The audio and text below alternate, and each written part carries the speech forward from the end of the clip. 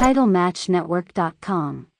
Welcome to another edition of the RF Video Shoot Interview Series. Today we're joined by none other than the whole effing show, Jerry Lynn. Thanks for being here today with us. Thanks. Been a long time coming. I guess my very first question to you would be how you broke into the business. Were you a fan growing up? Oh, yeah. I was born in Duluth, and when I was 6 and my brother was 3, we were adopted. And then we moved to Coon Rapids, which is a suburb of Minneapolis on the north side. And my parents, I guess my dad, I don't know how my mom really took it, but my dad always watched wrestling. So when I was 6, and as soon as we got there, it was the first time I saw wrestling, and I was hooked right away. This would be for Vern, I guess, what, AWA? Yeah, AWA. Okay, cool. And every weekend it was roller derby and wrestling, and I loved roller derby too. T-Birds? Yeah, the T-Birds, yeah. Yep, I saw And with Ralphie Valadares. Yes. Yep. And Miss Georgia Haas. Wasn't there? Yeah, Georgia Haas, she was awesome. The heel, right. She was great. Yeah. Yeah, and then what I loved, it was so cheesy, was the little 3 pieces of wood that were the penalty box with the chair inside. And right. Someone would always get thrown through it, and it would just collapse, and it'd only take 10 seconds to reset it up. I guess who are some of your favorite guys watching growing up? Well, in AWA, it was always the Crusher, of course, Baron von Raschke. I'm trying to think. One of my favorites, and he was one of the jobbers, was George Scrap Iron Kadaski. I remember, yep. Yeah. And then, of course, Kenny J, the Sodbuster. And then later on, Jake the Milkman Milliman became like a cult favorite, especially after he tagged with Jesse the Body. Yeah. Yeah. And, it was always fun watching Jesse the Body and Adrian Adonis. They were just, a couple of characters that were fun to watch. Awesome tag team. And I never really knew it, before getting the business. I never, you never really understand why. But I should say after I got in the business is when my eyes were opened up, and smartened up, that one of my favorites, even looking back, was Ray the Crippler Stevens. And you hated him, but that's why he was one of my favorites, because especially when you got smartened up, you're like, wow, he was great. He was great, too. And Bobby the Brain Heenan, when he got tossed around, it was like a Super Ball bouncing all over the place in the ropes, and I don't know how he did it without breaking his neck. He was great. I guess at what point did you say to yourself, you want to now get into the business and you want to become a wrestler? You knew right away? Or no, I never even thought about getting in the business, because back then it was all big guys. And maybe except for just maybe each, I didn't get to see a lot of different territories till the early or mid 80s when we finally got cable. Because then you can get Portland, Mid-South, Continental, NWA, World Class, WWF. Well, back then it may have still been, no, it was probably WWF then. Or maybe in WWF. I'm not sure. I can't remember. Been hitting the head a lot. But so you could see everything. And then I saw that in the Southern Wrestling, they had a lot of smaller guys. But still, it was always, even the smaller guys were still big framed and stuff compared to the really big monsters, right. So I never thought a second about getting into it. But my brother would always joke around and beat each other up in the yard. We weren't like backyarders or nothing. We would just, we didn't have a pretend ring or anything. We would just copy moves on each other, and we never had any friends who we'd do it with. We would just beat each other up. so I never thought about getting into it. At what point did you say, all right, maybe I'm going to give this a try? My wife at the time was working with a gal who started dating a wrestler, and it was Jim Lanny, the old Sold Out Ustinov, doing a Russian gimmick in AWA. So we went to go watch him wrestle on one of Ed Sharkey's indie shows at the Bel Ray Ballroom I'm trying to think where it was, Moundsview, maybe, a suburb of Minneapolis. And after seeing some of the matches, I thought, man, my brother and I beat each other up better than this. And I met Jim after the show and talked to him, and he, I told him I grew up watching wrestling. I always loved it. And this was when I was, I think, 23. And he says, well, I'll introduce you to the promoter, which was Eddie Sharkey. He says, or when I said, I grew up watching it and always loved it, he says, you should try it. And I'm like, no. I said, no, look at me. I'm too small for this. He says, No, they'll match you up against guys your size. Yeah, right. Are you kidding me? Because when I first started, I was doing squash matches for AWA, and one of the tapings I had to wrestle Yokozuna when he was Coquina Maximus. And I'm like, I'm the littlest guy here. He's the biggest guy here. I'm like, what sense does this make? Right. But anyway, so I told him no. And he says, no, I'll introduce you to Sharky, you know. And so I went and met Eddie, and right away he's going, oh, you know, he's asking me. Or no, he told me about Eddie's camp. That was it. I'm sorry. Things are going to start coming back. Okay. My memory ain't the same. So Eddie had a camp at the time in St. Louis Park. And so I went down there and met him. And Derek Dukes was there. And all the guys were working out. And Eddie's like asking me, have you done any sports? And I told him the sports I did and stuff. And he's feeling my arms and saying, hey, he looks athletic. And I hadn't lifted weights in a couple of years. And I'm like, and I could tell right away Eddie's shady, you know. Right. I just want to, right. And I was thinking right away, I wouldn't stand a chance right now because I'd worked out before, and I just quit for a couple of years, mainly because of my shoulder. Because I amateur wrestled, and I joined the team at Anoka Ramsey Community College, and I got my shoulder messed up, and that was the end of my amateur career. So I hadn't lifted for a couple of years, and so I knew Eddie was just kind of working me, trying to get some money or something, and get me to join the camp. So I thought about it, and I thought, well, maybe I'll just train for a couple of years, get a little, put some size on, and then I'll check into it. Well, a couple of years later, I was doing my job was laying telephone cable underground, and one of the guys I was working with was Todd Becker, and he found out about Brad Rheingans' camp, and he said, he told me about it. He says, you want to do it? Because he worked out too, and he was quite the character too. He was fun. But he says, let's do it together. And so I called up Brad and found out how much and everything. So I went and got a loan, and we went through the camp together. What did Brad charge back in the day? Like $3,000 probably? Normally it was $3,500. But he decided to do this session all at the last minute and stuff, so he gave us a break, and it was $2,500. And there was only 4 of us. Right. It was me, Todd Becker, Tom Burton, and this other guy from, I think he was from Dallas or something. Hard Rock, no, it was Rick something. Really nice guy. Right. And he was built really good. He was built the best out of all of us. And Tom was built pretty good too. What are your memories of Brad? Oh, great guy, nice guy, really humble especially for everything he's accomplished. Pan Am gold medalist, and Olympic wrestling team, and everyone says, and I believe it, there's no doubt if we wouldn't have boycotted the games that year, he would have won the gold, and I don't doubt it for a second, because he was unbelievable. The first few weeks of camp, we weren't even allowed in the ring. Right, it was all on the mats. The Nasty Boys told us. Yeah, and first you'd go for a run, come back, and you'd do more cardio, and it was all on, a lot of amateur just to get your cardio up, right. Which cardio is very important in this business, I should say sport. I still call it a sport. Nothing drives me more nuts when people consider golf a sport and not what we do, or golfers athletes. I saw on ESPN one time, oh, Tiger Woods is an incredible athlete. And I'm like, yeah. You'll call golfers athletes, but not us. That drives me nuts. Anyway, I'm going to be going off on tangents. No, that's here. okay. So. That's fine. You can do whatever you want. want. So yeah, we, Brad, and we would do amateur wrestling. So he would get on all fours in that start position. And if he didn't want you to budge him, there's nothing you could do. It was like he had some weird gravitational pull or something. Right. I mean, he was gifted. It was just unbelievable. And, plus, you hear from old timers how Brad is one of the best shooters in the business.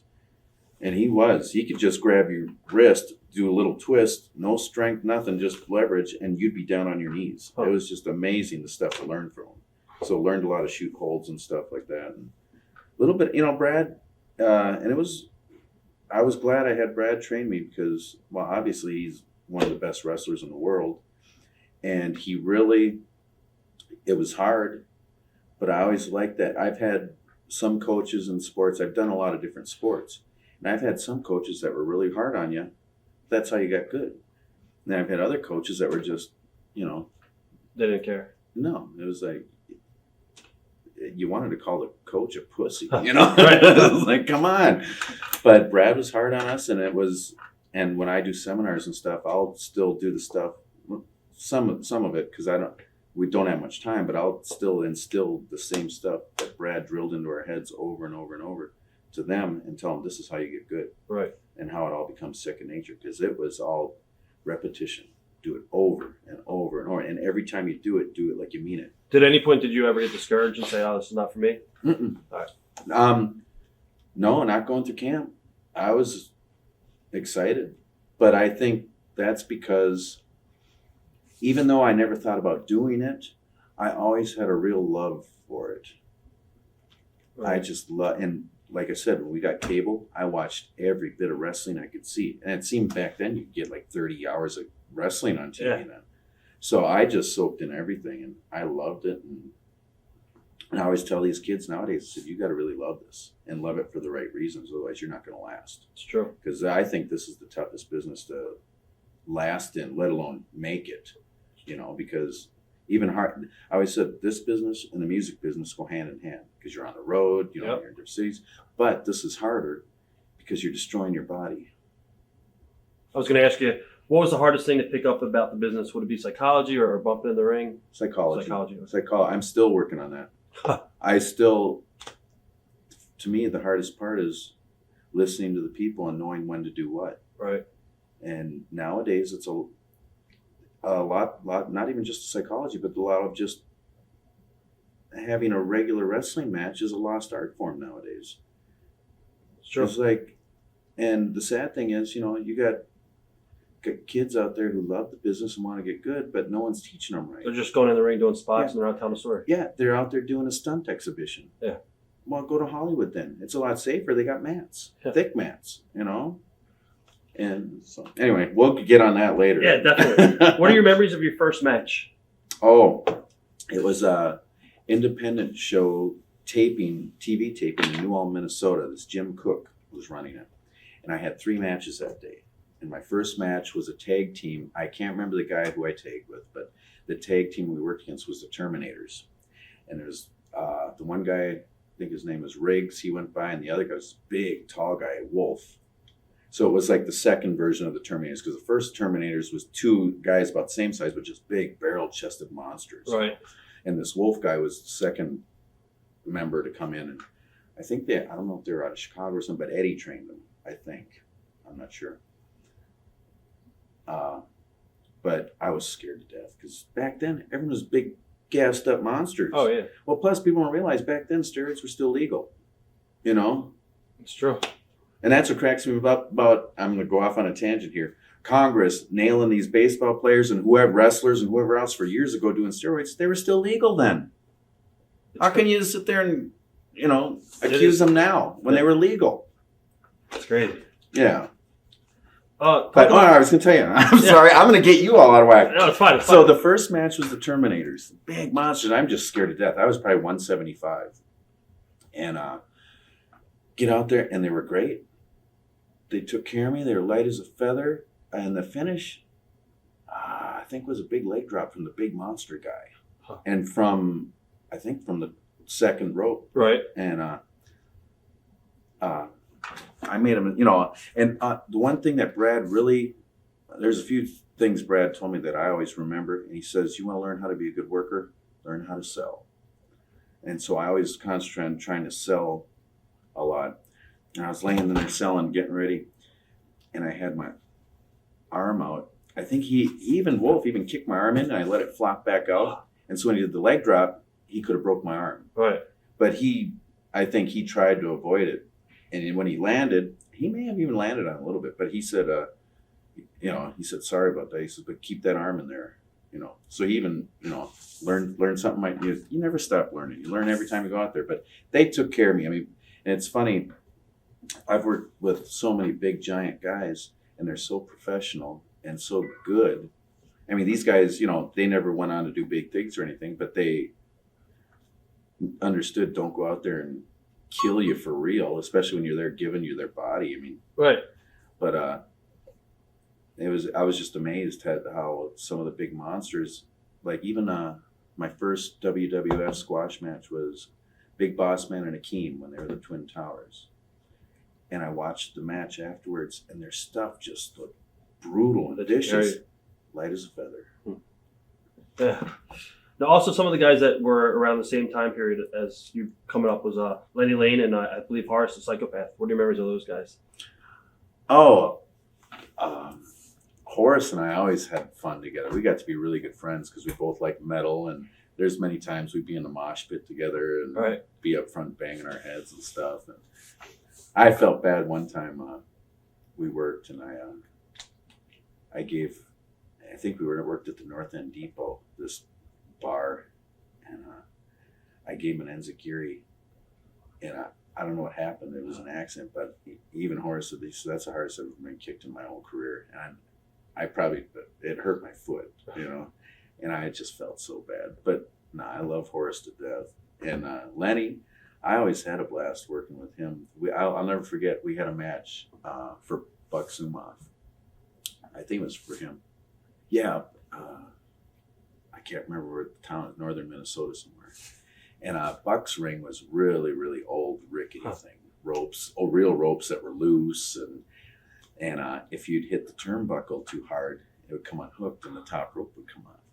So I, being a little smart ass, every time I worked in that ring, I'd try and hit that turnbuckle as hard as I could. Right. And sure enough, working with Lenny, and this was before we had a little dive spot, I hit that turnbuckle hard, boom, the top rope came off. And when came time for the dive spot, it was great. I only had to go to the second rope. Right. That's a good deal. You also went down to CWA, I believe, down to Memphis for a little bit. Yeah, that was in the fall of 1990. I went down there. What was it like working for Jerry Jarrett? It was, I knew going down there, the pattern of things, bringing some new guys, build them up a little bit to, Right. I knew their whole pattern. And, but I also wanted to go there because I wanted to learn how to work. And I really, watching cable and seeing the Southern wrestling, it was different. And I want to learn every different style and stuff. Because even before that,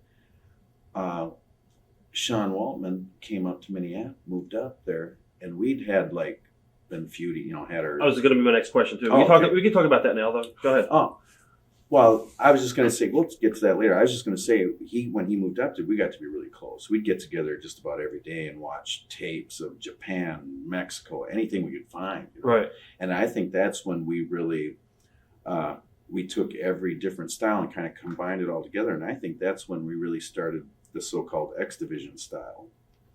Because I think we were coming up with stuff that people hadn't seen before. I think, I'm going to toot my horn. I think we were a little bit ahead of our time then. Definitely. I remember the matches down on Global and stuff like that. And even before that, in the stuff bar. we were doing at Roper's and Fridley or Right. George's and Fridley, yeah. And then all the indie shows we go around and doing stuff. But I went off on a tangent. Where were we going? We're talking about Jerry Jarrett. And Oh, yeah. Like Memphis. Well, what I did was I took a tape and sent it to down there. And one of my all-time favorites, he's probably my all-time favorite, was Hot Stuff Eddie Gilbert. And he saw the tape and called me or whatever, and he's the one who brought me down and got me in down there. And to me, I was marking out. That was the greatest compliment. Here's my favorite wrestler, saw something in me and brought me into a territory. And then when I get down there, he did one of his disappearing acts for a couple weeks. And I'm going, I'm screwed. I'm not going to last long here. So, but it was fun. It was a learning experience. Who'd you get to work with down there? My very first match was Nightmare Kenny Wayne. Right. And I was scared to death because you had separate locker rooms. You didn't talk about anything beforehand. Everything's called in the ring. Yep. And I hadn't really done that yet because on the indies up in Minnesota, you kind of talked over what you wanted to do and stuff. So I was scared to death. But he was great. I listened to him. He just walked me through the whole thing. And that's the way it was the whole time down there. Separate locker rooms. You didn't, Right. even if going to the building, if you were riding with someone, a heel or, someone else, you'd have to get dropped off a couple blocks from the building and walk in. It's the way it should be today. Yeah, it should be. But what led you leaving the territory? It was just time to go, or? yeah, it was fun, and I learned a lot, and I could tell, like I said, I knew their pattern, and it was time. They had me and Cody Michaels as a tag team, and it was great. I got to work with the Fabulous Ones. They brought them in with Jim Cornette, Right. and I didn't waste any time. I was going, please hit me with the racket, Right. and I got to be hit with the racket. It was awesome. Another mark out moment. Now you I always loved Jim Cornette. But I could tell they started bringing in some new heels like Eric Embry and stuff. So they were just using me and Cody to job out to them and stuff. So I asked Eddie Marlin, I said, are we just going to, just be getting jobbed out now and squashed now? I mean, is there going to be anything left? He says, because if so, I said, I think I'm going to go home. And I said, because I came here to learn how to work. He says, well, this is the best place to learn how to work. And I said, well, yeah. I said, well, are you just going to be squashing me now? Because I've done a lot of squash matches for Vern and for men. So I said, I can do squash. I've done those to death. I want to learn how to work. He says, well, I haven't heard anything from the office. And he was the office. Right. I'm like, so I just said, well, Eddie, I said, I'm going to go. He says, are you sure? Now's the best time? It's going to start picking up again. Huh. I said, no, I'm going to go. And he gave me the number of the guy to call to get my last check. And, I'm thinking, oh, great, I'm going to get screwed out of my last check and whatever. And no, sure enough, I called the guy and he emailed me my last check and stuff. But the whole time I was down there, I was renting Tom Burton moved down there. He was one of the Dirty White Boys. Right. Tony Anthony? Yeah. Yeah. And so he let, we went through camp together. So I was staying with him at his apartment and give him some money for rent and stuff. But he let me drive the old Dirty White Mobile I was driving. Old gas guzzler. And I'm lucky that I had a credit card while I was down there. Because I put all the gas, food on, not all the food, but, if I needed to get a hotel, which most of the time I didn't want to. So I would just pull over off the exit ramp off the interstate, pull on the entrance ramp, get on the shoulder, and I'd sleep right there. Because it drives along that territory. Oh, it is, So I was doing that, and finally, when my credit card had got up to like $1,200, I said, time to get back home and get a regular job to support the wrestling habit again. Exactly. You talked a little bit about working with Sean. Did you think that you had something special with him? Obviously, those matches stand out. Some people obviously still talk about those matches today. They're great matches. When did you realize that you guys had a good mix? Right off the bat. Right. Because because we wanted to go out there and give the people something they hadn't seen before, and always, try and come up with something new and different. Did you guys have any heat from any of the veterans in Global that probably thought you were trying to take away from their match with everything you guys did? If we did, I didn't see it or hear about it. Right. So, and I'm sure, even doing a lot of indies around Minnesota and the whole Midwest there, we'd always have Baron and Sheik Adnan and stuff telling us, come on, guys, slow down. Right. And trying to drill in then they're going, tell a story. And at the time, I didn't understand. I'm thinking, what do you mean tell a story? And we, Brad taught us, here, you start out with Shine and then the Heat and whatever. So I thought I was telling a story and stuff. But we still, back then, people talk about the matches being good. We still didn't know what we were doing. There's a lot we were doing wrong. Right. And hell, now I still feel, like I said, I'm still learning. How'd you get into Global? Was that Eddie because he was down there? Yeah. Okay. Yeah. So after I moved back home, whatever, they started using Sean first. Well, then they called me and said, you want to, come down? So I moved back down to Nashville, living with Tom again, because they were using a lot of Tennessee boys then. So, and I knew they weren't going to cough up money to fly me back and forth from Minneapolis. So I moved back down to Nashville, and I'd drive every Thursday night. We'd take off, I think, and drive to Dallas back and forth. And then right after the tapings were done, we'd drive right back. And most of the time I was riding down there with Barry Horowitz. Right. Now, how did you run into Joe Pedicino? What are your memories of Joe, actually? He was the owner of the company, right? He was very nice, very cordial. I never really had a chance to talk to him much because he was always pretty busy. Did you think the company would succeed? After a while, no. Because they were flying some of the bigger stars in at the time when I first was there. But then when the budget was getting tight, they stopped flying in some of the bigger names and just started using a lot of local talent. And then, I mean, nothing against the local talent or anything, but it just started looking like an indie show, right? Like a glorified indie show. What are your memories of Scott Levy down there? That's the first time I met him. Wasn't he Scotty the Body? Yes, then? yeah. Scotty and I, all these years, it was like there was no chemistry there. And Outside the ring or outside? Okay. Yeah, the only time I had anything to do with him in the ring was when I had the match with Sean, and he did the run-in and missed, hit Sean with the chain. I drop kicked him out and then put Sean in the sleeper and won. Right. That's the only ever time I was in the ring with him. All these years, I never worked him. Wow. Until one of Hermie Sadler's shows I wrestled him. And it was a very pleasant experience. Because a lot of the guys, are, I got to work Raven. Blah, blah, blah.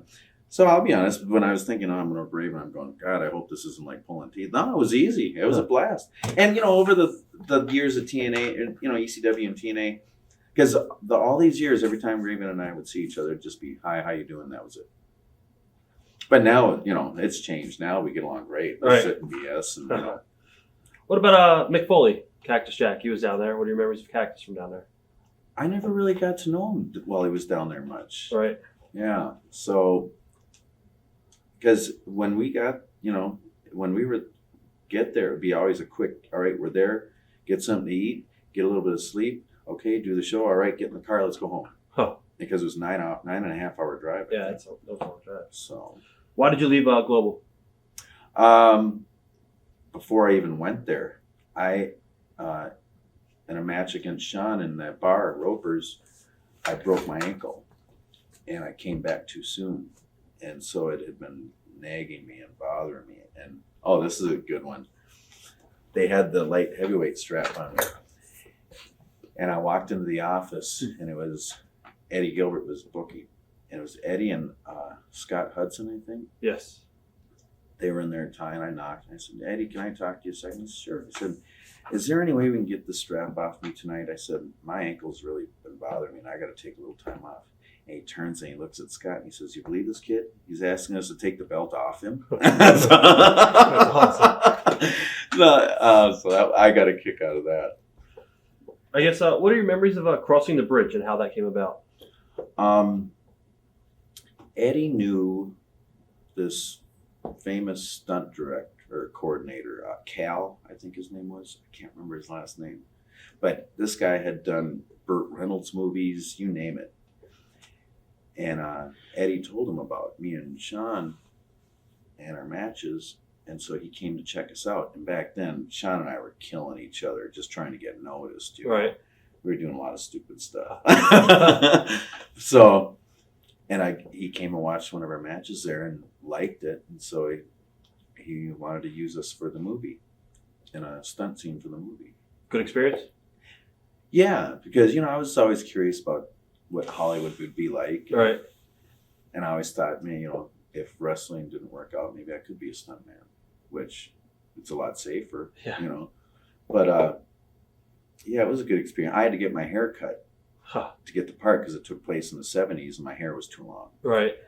So at the time, Mick Karch had his Body Slam review show on one of the I can't remember what you call those channels, UHF channels. I remember, yeah.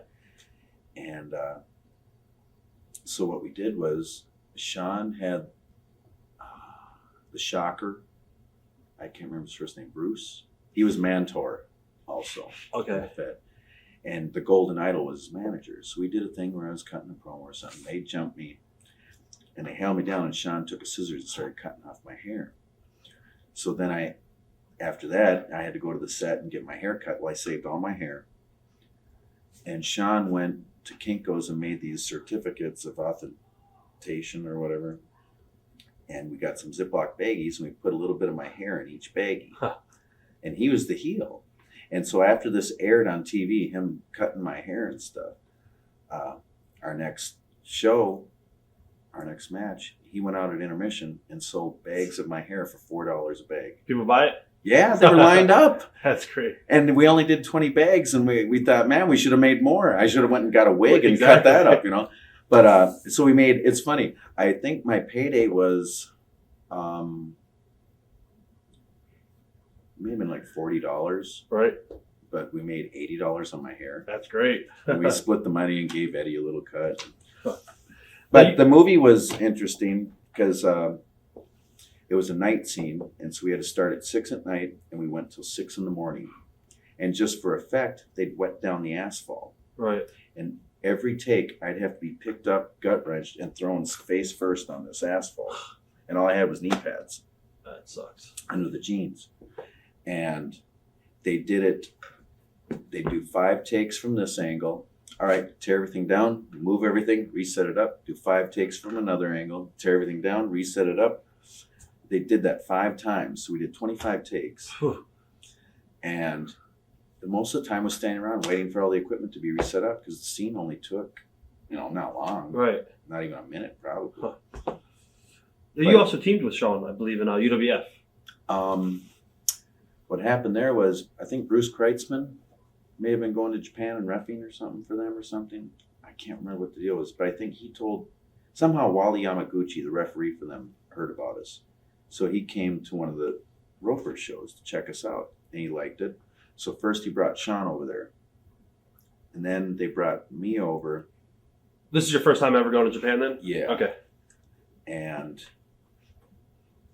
the promoter over there made us a tag team, and it worked good. So when we came back States, we tagged together for a little bit. So what was it like to get adjusted to the Japanese style? Well, we'd been watching a lot of tapes, so we kind of knew what to expect. The sad thing was, we get over there, we're like all ready to go. We're like, well, these guys are going to be stiff, so we got to be stiff right away, so they're not going to walk all over us, And I felt so bad. I was poor Dick Togo. I mean, we were rough on him, and then that's when we had the big angle with back then. I can't remember what they're called. They were Jado and Gato now. Right. What were they called back then? I can't remember. Suicidal Blondes? Was that it? No. No, this is before then. I don't remember. I know. I think it was their real names. Right. May have been. But they were really fun to work with. But man, we were rough on them too. Now, you also worked for Michinoku Pro. Yeah. How'd you end up there? All the Michinoku Pro guys, like Sasuke, Taka, and a lot of the other guys, were young boys for Universal. Right. So when they folded, Sasuke and Taka, I think both of them together, I'm not sure if together, but they started Michinoku. And so they liked working with me because, after the first couple times, being stupid, I got smart and lightened up and worked with them easy. They loved working with me then. I was going to ask you, what are some of your memories of working with Taka and Sasuke? Oh, it was fun. I liked going there and working with them because they weren't like the All Japan or New Japan style where they're kicking you for real and dumping you on your head. I was going to ask you, is the style hard for your body or? Oh yeah. Well, I even did. Most of the time, I went over for even the Universal ring and the Michinoku ring. They were stiff rings. It was brutal. And most of the time, I went over there was for either 2 or 3 weeks. And then when I did the Masked Man tournament for Michinoku, it was a 4.5 week tour. Right. And your body, and we only had like 2 or 3 nights off in a month and, 4.5 weeks. No time to rest. No. And it was getting pretty sore. And by the end of that tour, if I'd have had a gun, I think I'd have shot myself. Because by then, I was getting really tired of going to Japan. After about the 3rd or 4th day, I was ready to come back home. The novelty wears off. I wasn't big on the food. And, it was expensive to eat over there and survive. And those tours, we wouldn't be in a big city all the time. We'd be in some small villages. And so you go to the restaurant, you'd have to have the boys helping you pick something to eat. Right. And the food, I wasn't a big fan of the authentic Japanese food over there. If we're in a big city, I'd just break down and go to McDonald's or Wendy's or something. Exactly. Now, Sasuke, a lot of people say he had a big ego. Did you think he had a big ego, or was he easy to do business with? Well, I guess it depends on everyone's opinion of a wrestler depends on their experience with him. Because I'll hear things about people, he was an asshole. Well, I never saw it. He wasn't with me. Right. And I tell people, plus it depends on how many days they've been on the road. Are they hungry? there's nothing worse than a tired, hungry wrestler. You know, Right. And, you know, are they in a lot of pain? You know, people don't realize what we go through. And when you're in constant pain, you get a little cranky at times. Oh, yeah. And you don't realize it because you're used to being in pain every day of your life. But Sasuke, no, it was easy. It was funny. Sasuke is kind of kinky. That's what I've heard. So Sean and I, we nicknamed him Super Candle Wax. And Sasuke, he had the funniest laugh. We'd always be in the back of the bus making fun of his laugh and stuff. So he liked that. He must have liked us because we'd always give him a hard time and stuff, and he had no problem with it. And it was funny. In the Masked Man tournament, the big night, the finals of the tournament was Sasuke and Dos Caras. And I had the mask match with Grand Naniwa. And we were on right before, so we were like the semi-main. And I always said one of my goals was to have a match in Japan because, you know, people are usually really quiet. Right. Well, once in a while, and I remember watching like All Japan or New Japan and a really good match and with a lot of heat built up and stuff, people would be stomping on the floor and it would sound like thunder just roaring through the building. I got goosebumps thinking about it. Huh.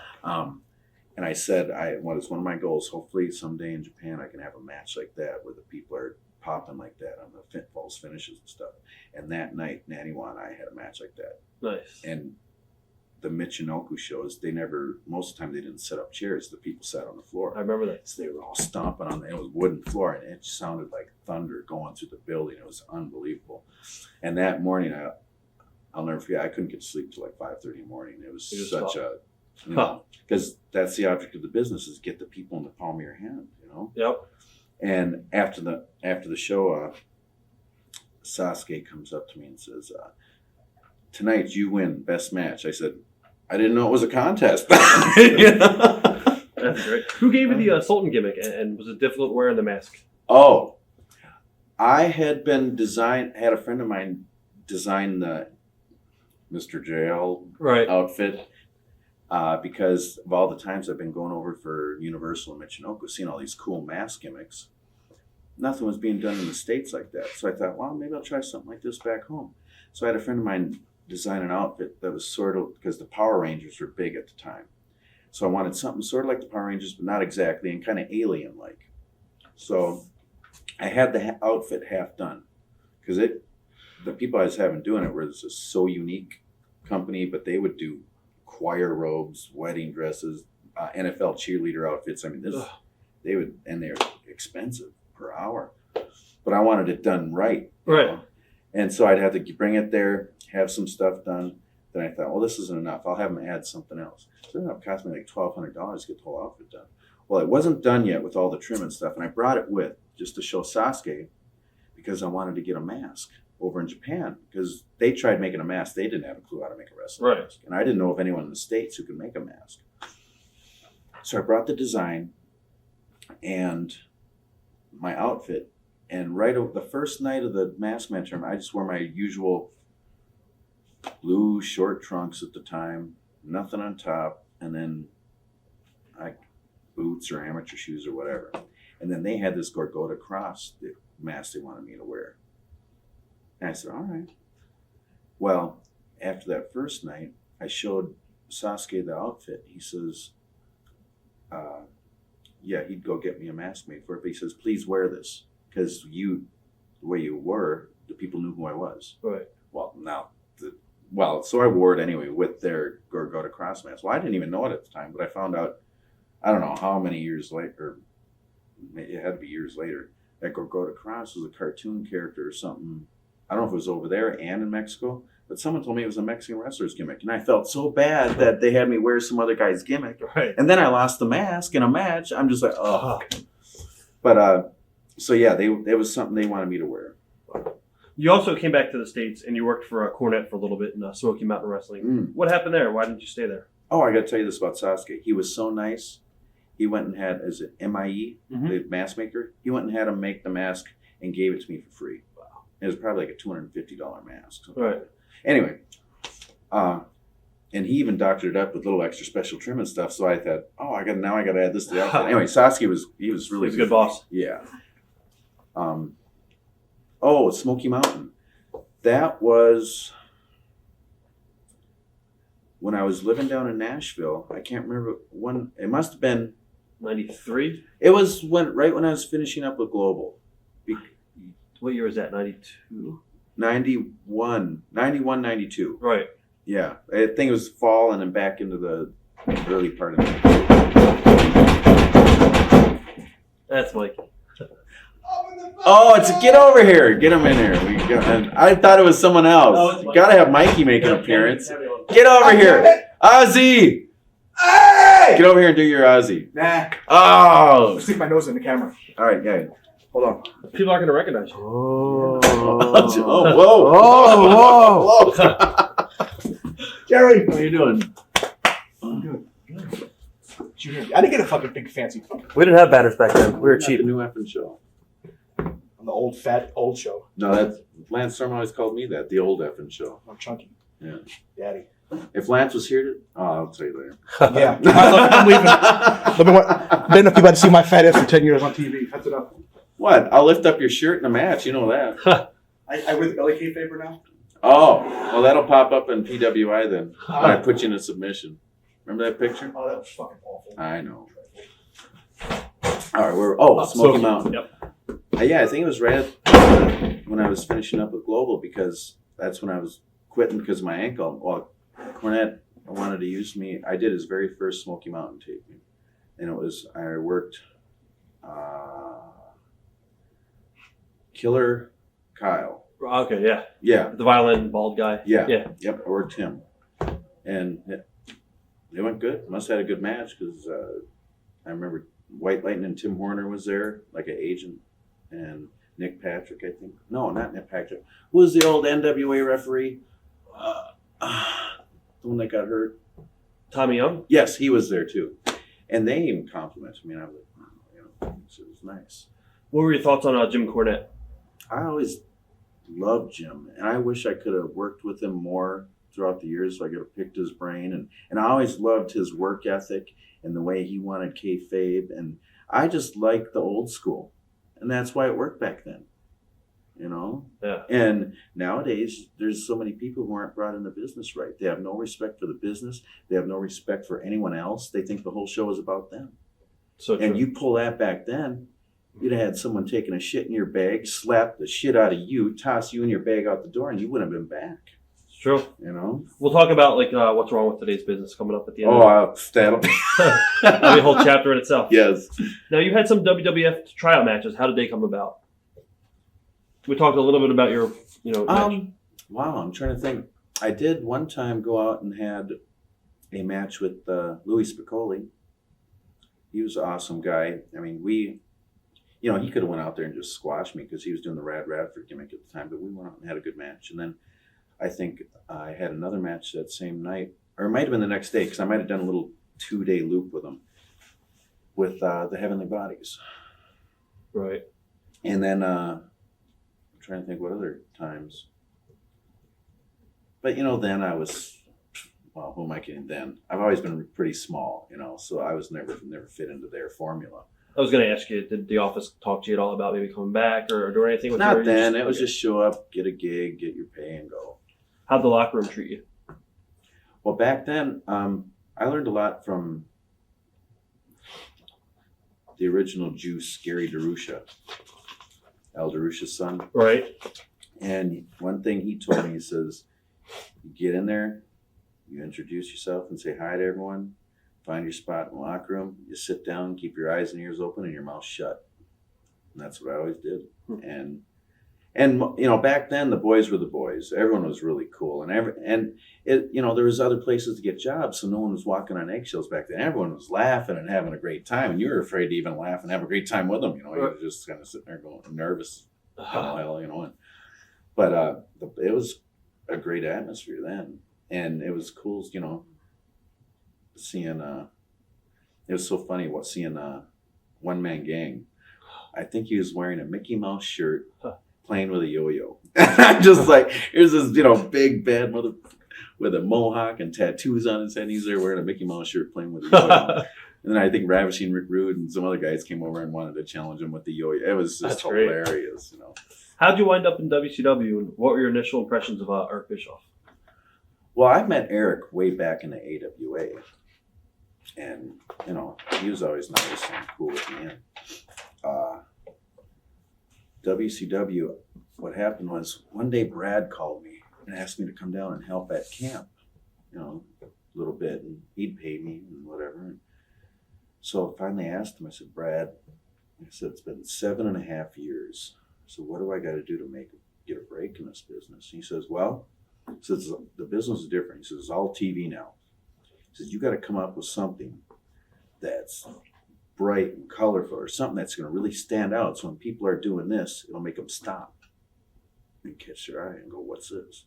So that's when I came up with the idea of getting that outfit made. So I got it all finished. I brought it to Brad and I said, what do you think of this? And he got excited, you know, and he had me put it on and took footage of me wearing it and sent the resume and pictures. You know, Brad was tight with Orndorff and I don't know who else. So we sent it down there, and they called and said that's exactly what they've been looking for. So you debuted, I think, on a Nitro, right? You'd know more than I think it was a Nitro, and you got to work with Sabu, I think, when you first went in there. Okay, yeah. What do you remember working with Sabu for the first time? Well, I had met Sabu over in Japan before this. Right. I think Michinoku did a combined show with FMW one time, or a couple shows. Right. And I'd met Sabu. I didn't work with him, but I'd met him and stuff. And it's funny, when I first met Sabu, he was still kind of real intense and uptight. And, right. And, you know, and he had all the scars and stuff. And then back then it was like he would get off on it. You know, and I don't think, you know, in a sexual way, but, you know, he just got off out of being hardcore and stuff. And it was real intense. And so we get to the show and we're in the locker room, and Sabu's over there changing. And I go walking over and I go, Sabu, I said, can I just stand here for 30 seconds and stare at you and get it out of my system? He goes, yeah, sure. So I did, because, you know, you're sitting there wanting to go, geez, because he's got, oh, yeah. You know, he looks like he's been through a dozen wars, you know. What was it like working with him in the ring? I'm trying to think of the first time I worked him. The first time was when Dennis Carluzzo came and did a combined show with Grand Sharky. Slam? Yeah. Yep. Oh, it was fun. Actually, he was, you know, it was fun. Easy to work with. Yeah. And now I'm working with him coming up here, I think, in the next month or two out east. Yeah, for PWS. Yeah. Cool. And I've worked with him quite a bit in some indie shows now, and he's a blast to work with. Now, back in WCW, were you frustrated working there at all early on when you first were there? WCW? Yeah. Well, when I first started, I was on a nightly deal. So whenever they'd want me, I'd come in and, you know, whatever. And I was working a Nitro with Malenko and broke my arm. I was going to ask you, what are your memories of that? Well, it was a night where I learned a lot, because when he wanted to do the move, I said, I don't really feel comfortable doing it. Because when I'm across his shoulders, he's got to pop me up over his head. And we did it from the top. Right. And that's a long ways down. And I was thinking the whole time, I didn't want to, you know, screw his knee up too, because I'm coming down across his knee. And I told him, I said, I don't feel comfortable doing that. And him and Eddie talked me into doing it. And when I came down, hyperextended my elbow and it dislocated, and it looked bad. I was starting to almost freak out. I was telling the ref, I go, I'm fucked up. And luckily it was right at the end of the match. And the funny thing was, the finish was a leg submission. And I get back to the back, and Terry Taylor says, why are you selling your arm when you had the submission on your leg? And he knew I was messed up. Right. He was, Terry, he's joking. But I'm yelling at the ram. It hurt so bad because it was out, and it was bent completely the wrong way. And I love horror movies, but this was like disgusting. I was like, oh, and I'm punching it, trying to get it popped back and planted. I just grab it and I go, rip, and you can hear it rip. And to this day, it's messed up. I got a torn tricep. And the doctor said I might even have some tendons that are detached and stuff. You don't want to get surgery on it? I can't afford to take time off. Right. And I've got a lot of scar tissue in my elbow here now. And so these 3 fingers and the whole bottom of my hand are always pins and needles and half numb. One time I shut it in the car door, didn't even feel it. Huh. It's an advantage. What about... so after that, I was off for like 9 weeks. I didn't go get it fixed or nothing. I kept calling the gal at the camp, I was supposed to get workman's comp or something under Georgia state law, and she wouldn't do nothing to help me. So I went back working with the temp agency for $8 an hour with my arm in a sling. And then after about 9 weeks, I called them up, said I'm ready, and they gave me a 1-year deal for $1,000 a week. I had to move to Atlanta, and this is Eric, and I, he did the deal with me, but it was like done in a hallway.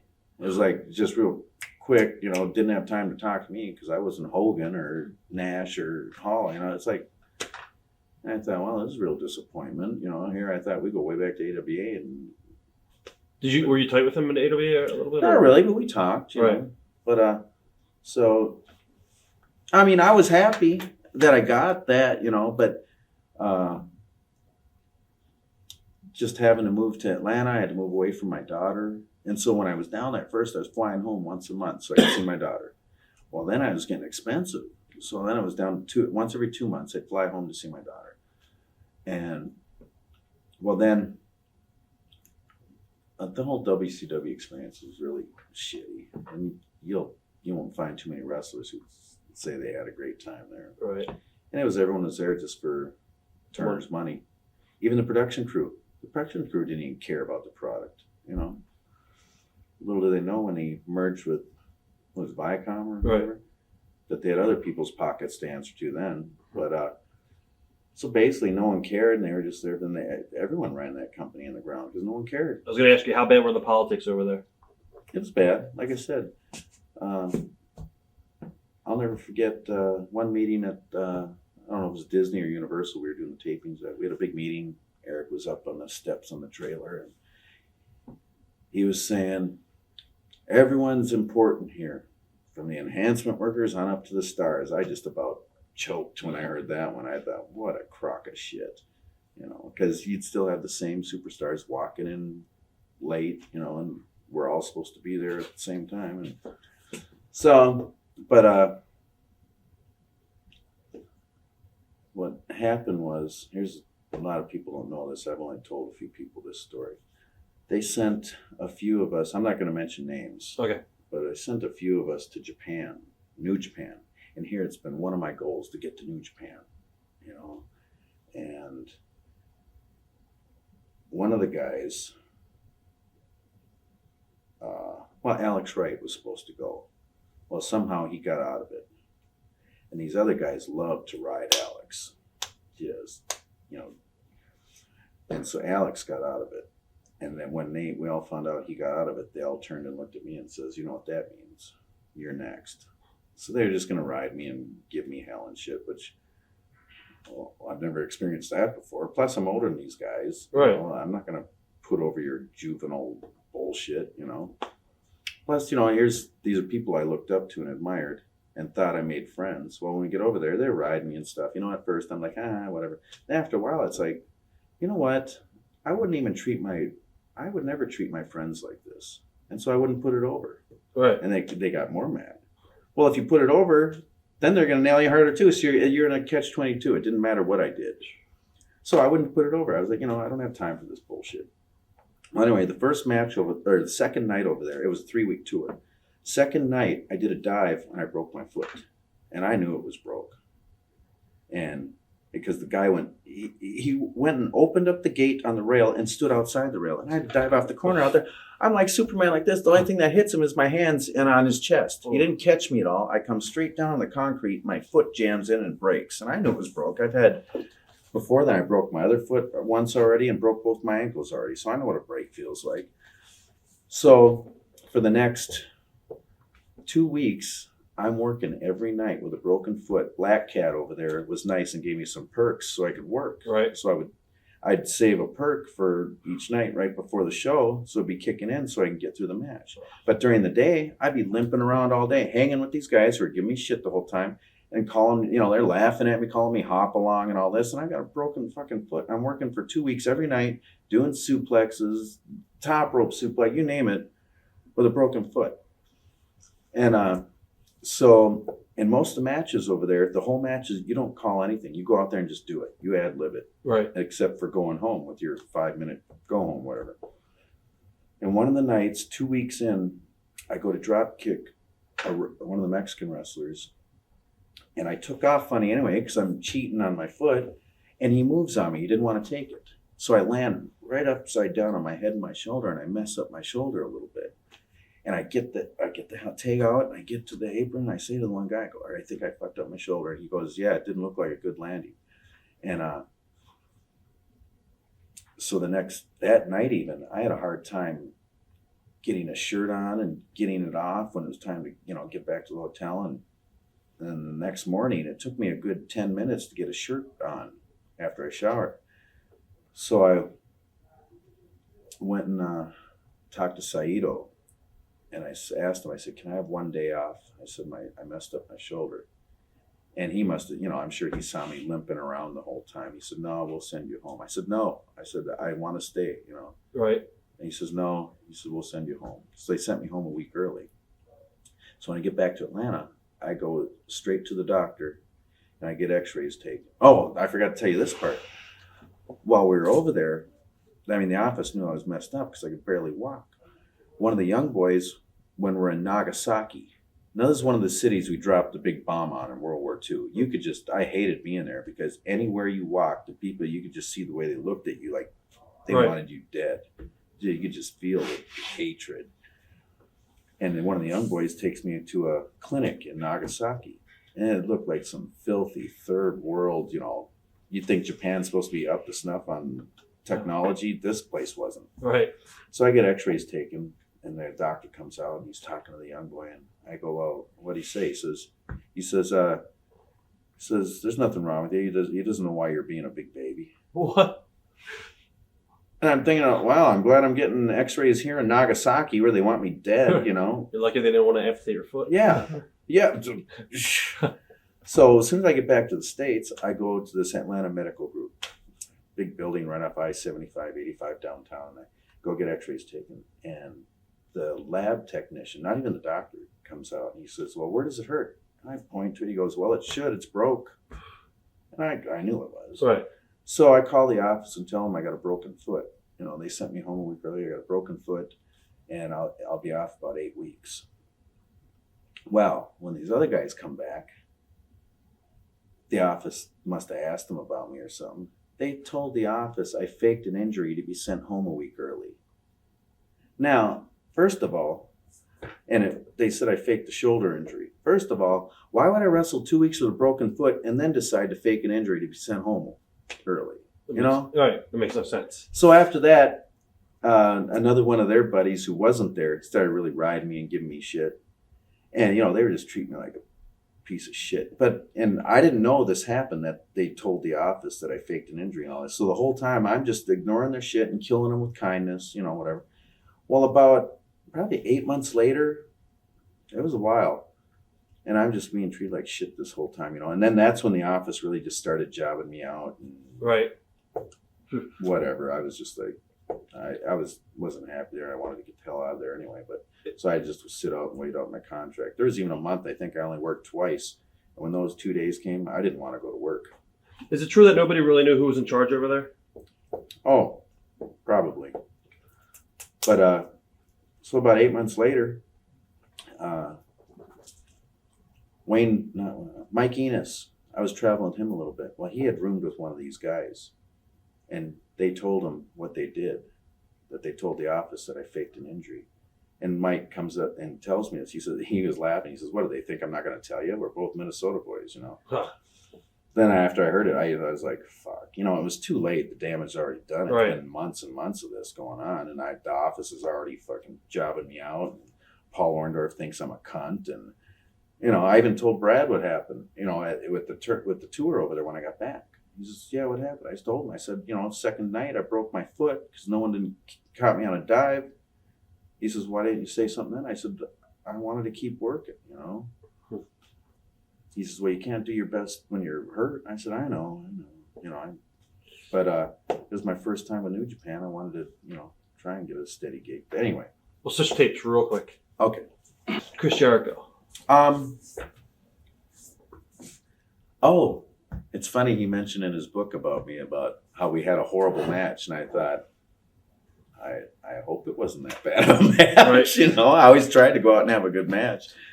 Maybe he was just saying it was horrible because the office wanted him to squash me, and he didn't do that. So, but I don't know. It was always cool. We think we were in a big 6-man with the Mexicans in a Super Clash or something, or what was it called?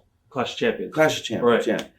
And so it came time for the big going around the horn with the big dive sequence, and then the finish. He wanted to do the Frankensteiner off the top, so I said, "I'll do it with you." I thought if I'm not going to get any shit in, I'll try and do something memorable with you. Right. So I get up top, he gets up top with me, and there's not a lot of room up there.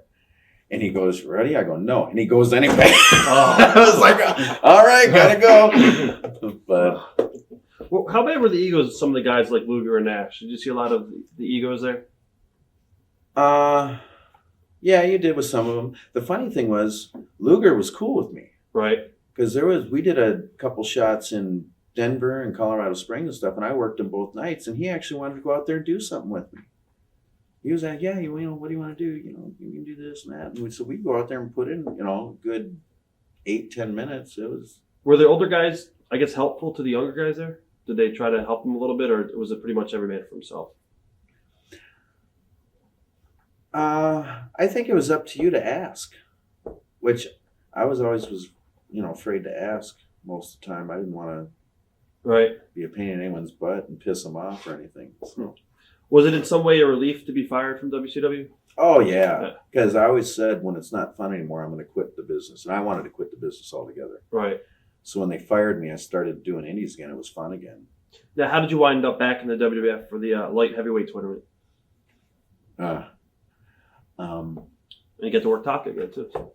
I wasn't even the tournament. I just went there to have a tryout, and I worked Taka. And it's funny, you watch the match now. It was a slow match, but I wanted to sell, and I just wanted to sell and get meaning out of everything. Otherwise, you're taking bumps and destroying your body for nothing. Were you confident that you would get a job there again after that? Oh,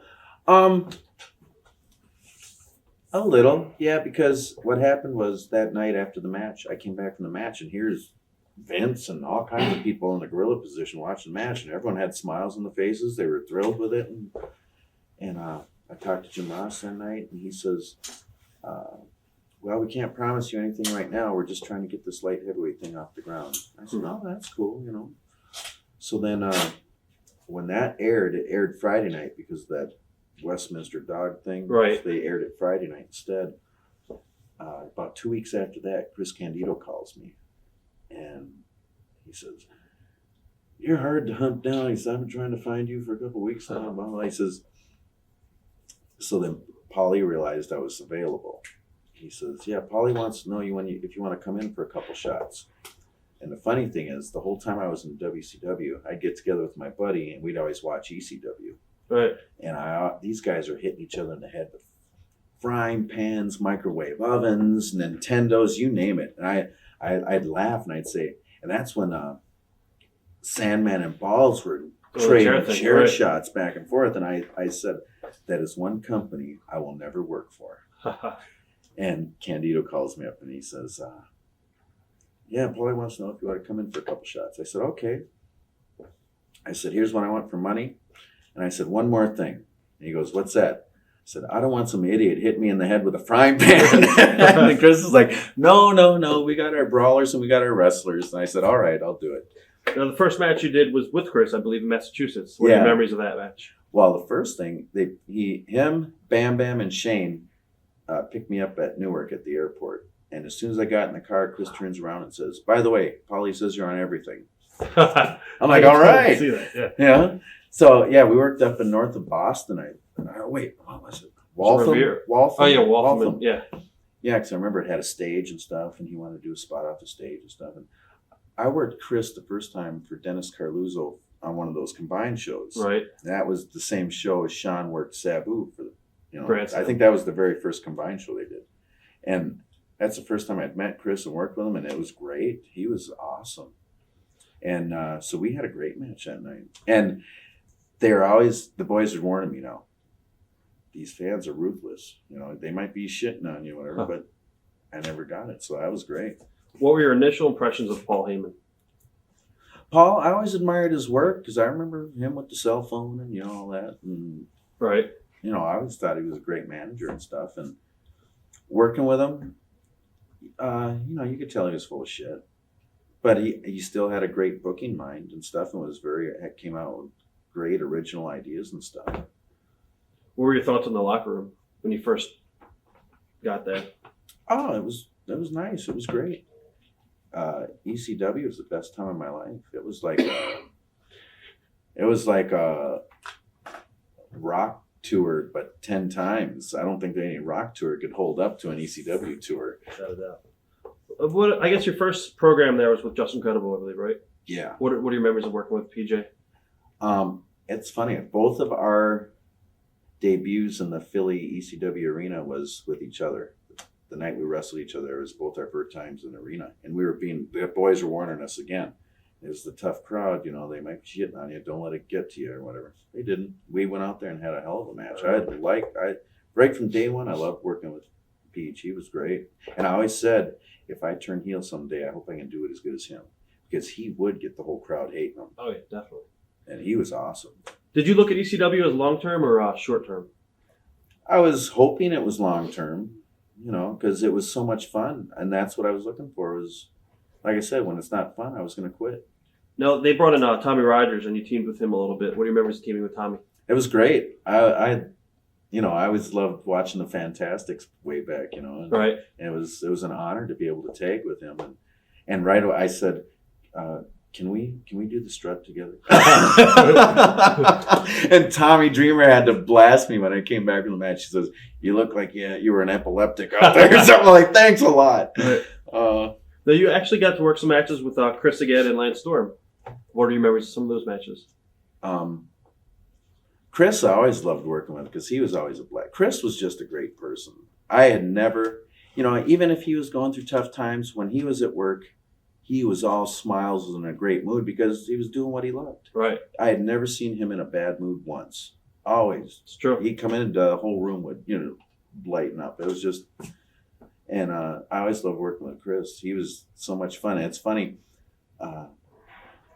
his punches were like rubber mallets too. He'd be, you're like, ow, come on. And then one time he goes, watch the thumb to the eye, and he goes like this and just flattens my nose. I'm like, oh, and he'd always feel bad. But he was fun to work with, and we were fun. I always laughed about him and I before the show when we were going over our match. We wouldn't say a word. It would be like that. We wouldn't. Right. It'd be all sign language. That's great. And Lance, I was going to ask you because you guys had a great chemistry outside the ring too. Yeah. When I got there, I started traveling with Al Snow. That's my next question, but go ahead. And it's funny, the first time, I'm used to trusting people and stuff because here in WCW, I even worked against Ming and Barbarian.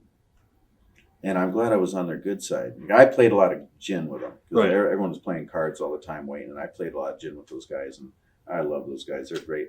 But here are two of the biggest badasses on the planet. I mean, you could beat on them all day with a 2x4 or a baseball bat. You'll just get them mad. Either that or they'll just be like swatting away a fly or something. Right. I mean, and when I was in the ring with them, same thing. Their shit looked vicious and light as a feather. Didn't even touch me. I told one of the other old timers about that. He says, "You're lucky they liked you." And I'm like, yeah, I'm lucky they liked me. But first time I worked Rob, I come back from the match. I got a bloody lip, bloody nose. I got blood come out of my shoulder. My head stuck to the side.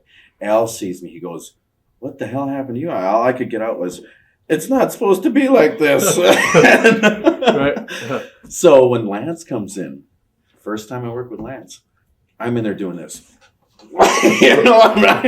And afterwards, I went up and I said, "I am so sorry." I said, "I'm used to working Rob." And so after that, working with Lance, there's a picture in one of the magazines even. I'm feeding for a super kick. I look like a whooping cream. My arms are back like this and my head's sticking out like this. Right, that's great. So, yeah, I loved working with Lance. It was... Every time I saw my name up on the board with Lance, I was like, I know I'm not going to get hurt tonight. I remember you guys would have contests who would not bump, I guess, the lead. No. What we would do is, Especially in I think it was Louisiana. It was just working smart. What we would do is we had this rule: less than 1,000 people, chops are red carded. Right. And I'll never forget one match. I had him in the corner, and just out of instinct, I wound up for a chop. And I go, oh, and I did a forearm instead. And after the match, Jim Molyneux comes back. He goes, I saw that. I was ready to red card you. Right. I was like, So what happened was we were in a real, when Bag of Donuts started booking venues, we were doing these horseshit venues with a stage and all the people out just in an auditorium. And they'd have one row of chairs around the ring on the stage. Well, one of these venues, we probably only had a couple hundred people. And some of the guys, poor Spike, they're still throwing him over the top rope through tables in front of a couple hundred people. Was this Louisiana, maybe? I thought it was Jacksonville. It could have been. It could have been Jacksonville too. So Lance and I, we went out there, and we didn't count DDTs or head scissors as a bump because you could roll out of it. Right. So this is our infamous no bump match. I think it's probably the only one we did. Yeah, where we actually tried, to come up with an entertaining match without bumping.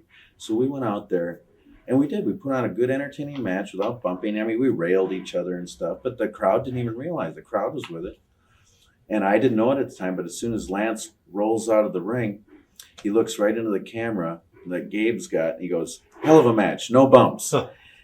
And I didn't know he said this. So I'm in the locker room, we're sitting there, getting undressed and whatever and changing, and Gabe comes running in there. He goes, you're right. He says, you guys didn't take a bump. And we're like, yeah, but he says, and it was still a good match. I'm like, yeah. So, any good road stories traveling with Al? Oh, probably. I just probably don't remember some of them. But what was fun with Al was, Al's just, Al's Al. It's just never a dull moment. It was what was funny was whenever we'd go work out on the road in these Gold's gyms or whatever, Bally's, whatever, they'd have the music kicking. In between sets when we're resting, we'd turn it into a disco. We'd be over there dancing together. And we're just, we were being retarded the whole time. And early on in ECW, was it frustrating, I guess, not having a bigger role? What was frustrating was I'd come up with these ideas and I'd ask permission and they'd always get shot down. Who would you talk to, Paul or Tommy? Or both? Okay. But I'm sure, Tommy would have let me do it, but I'm sure he went and asked Paul Lee. So,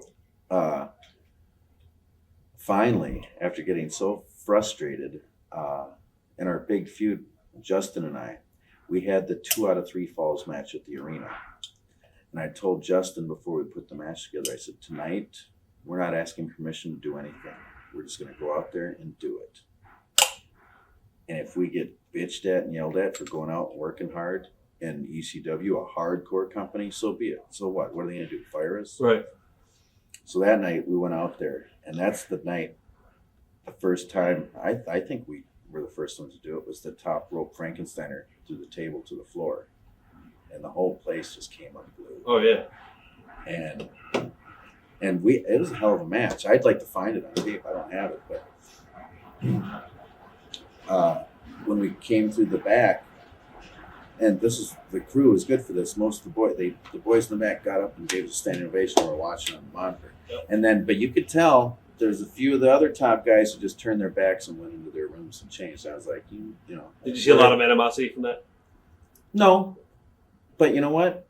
You're on top. Step up your game then. Exactly. Don't, this is ECW. It's hardcore. Everyone wants to go out there and bust their ass and put on the show. If you have a problem with it, step up your own game. What are your memories of working with Rob the first time in Plymouth meeting? A lot of pain. A lot of blood and pain. No, I liked working Rob because it was a challenge because we every time we went out there, we wanted to step it up another notch and give the people something they hadn't seen. But I learned to really protect myself with Rob because a lot of people said he was really stiff. Yeah, he was stiff and he was pretty reckless at times. And and I can't really, there were a few times where I accidentally popped him open too, but that was just how hard we were going at it too. And what a lot of people don't realize is after our first, I don't know when it started, but for it seemed like a long time, maybe close to a year. We were married. Yeah. I mean, we were doing house shows around the loop every weekend. And those house show matches were pay-per-view matches because he wasn't going to let up. I wasn't going to let him eat me up. Right. So, you know, people talk about the pay-per-view matches. There were a lot of matches out there. I mean, all of them were pay-per-view matches. Did it get any easier, I guess, working with Rob as time went on? Oh, yeah. You know, it was still dangerous because of how we were pushing the envelope, you know. But, yeah, it got easier. What do you think about, I guess, Rob, that made your matches so good?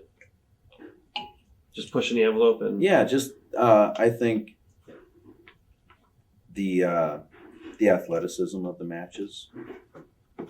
I guess, are you surprised that even to this day, some of the, everybody still talks about those matches as being classics?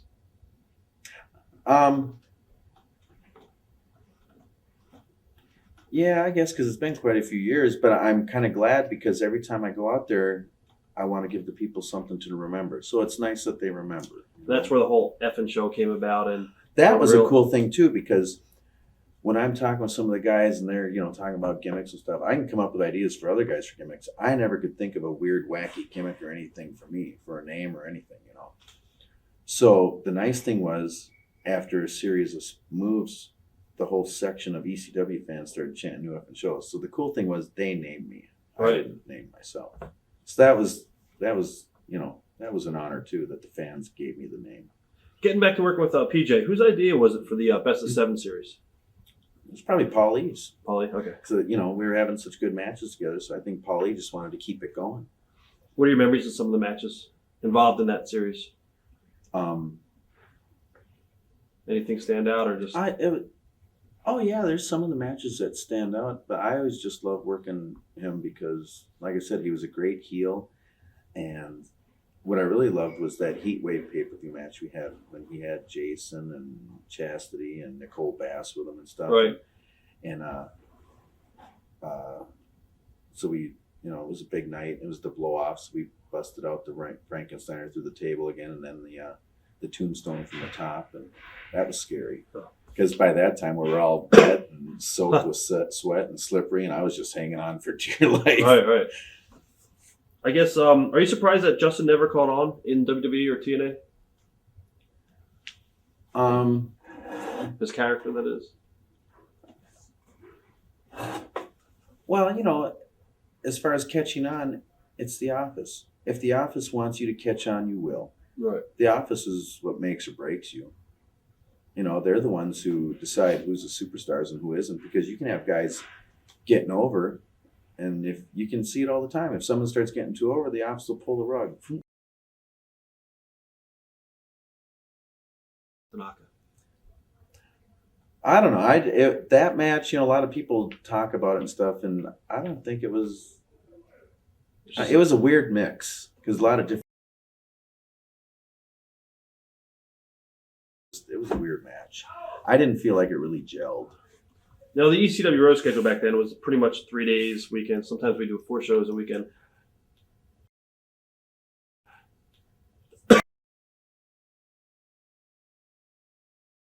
I've tripled up, so we had to scale back and go back to 3 days. Right. What are your memories of the road schedule? Did you like traveling? I love being on the road. Right. Well, growing up,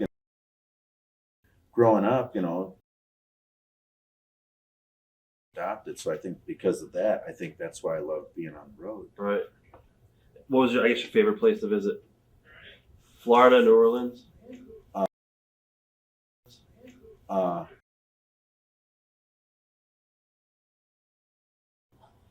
Lance Storm recently said that your match, I think with November to Remember, where Tammy was the ref, was a disaster because of Tammy.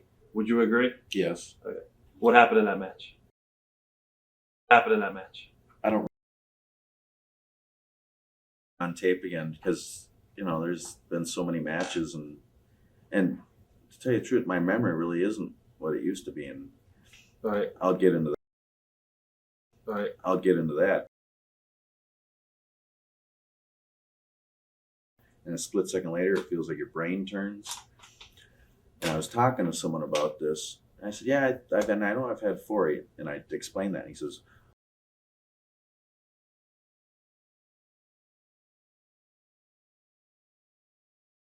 I'm like, I probably had a dozen concussions then. I'm just like, so now I'm thinking, Oh wow. yeah, I don't want to be some old punch drunk.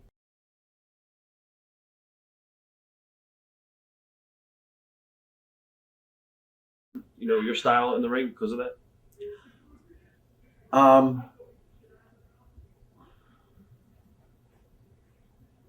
Yes and no.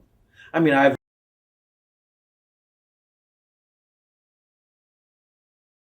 take 15 bumps on my head and stuff. Right.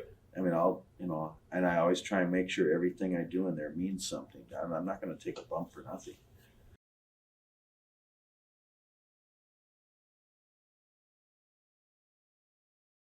Right. I'll tear it up.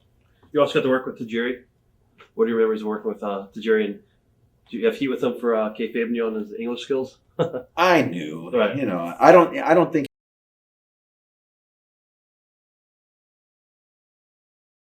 Mexicans do that.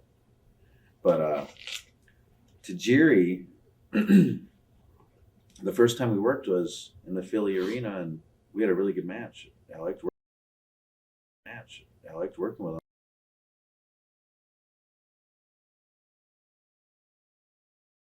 He rocked my world, and the whole floor went. Ooh. It was near the end of the match, and after the match, I get to the back, and Paulie's chuckling. He caught you with that one, didn't he? And I'm like, you. Right. And there's another one. I think it was the 3-way with Super Crazy in. Was it Buffalo? We had a pay-per-view up there. I can't remember what it's called. I don't remember. But I did the up and over, and he caught me with some back kick right in the Adam's apple, and I was like, ugh. I was starting to get a little tired of being stiff. Then there was one match. He was going to powerbomb me and have me go all the way through and land on my feet. And this is near the end. I said, "Are you going to have enough gas in the tank to do this?" Oh yeah.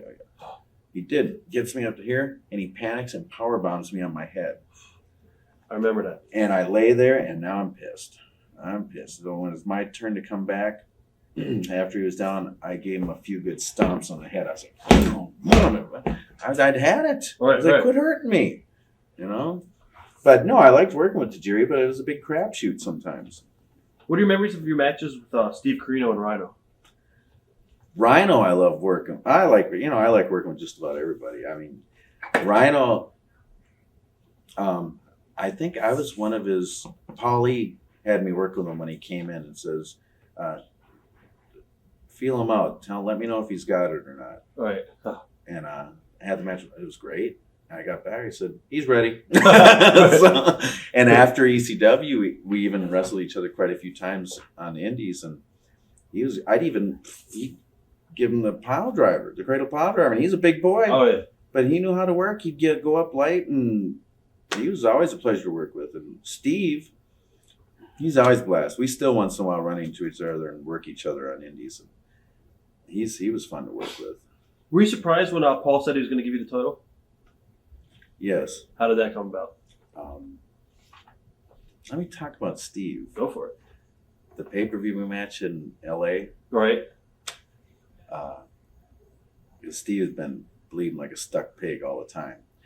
And going into this match, it wasn't really a built up, heated up feud or angle or anything.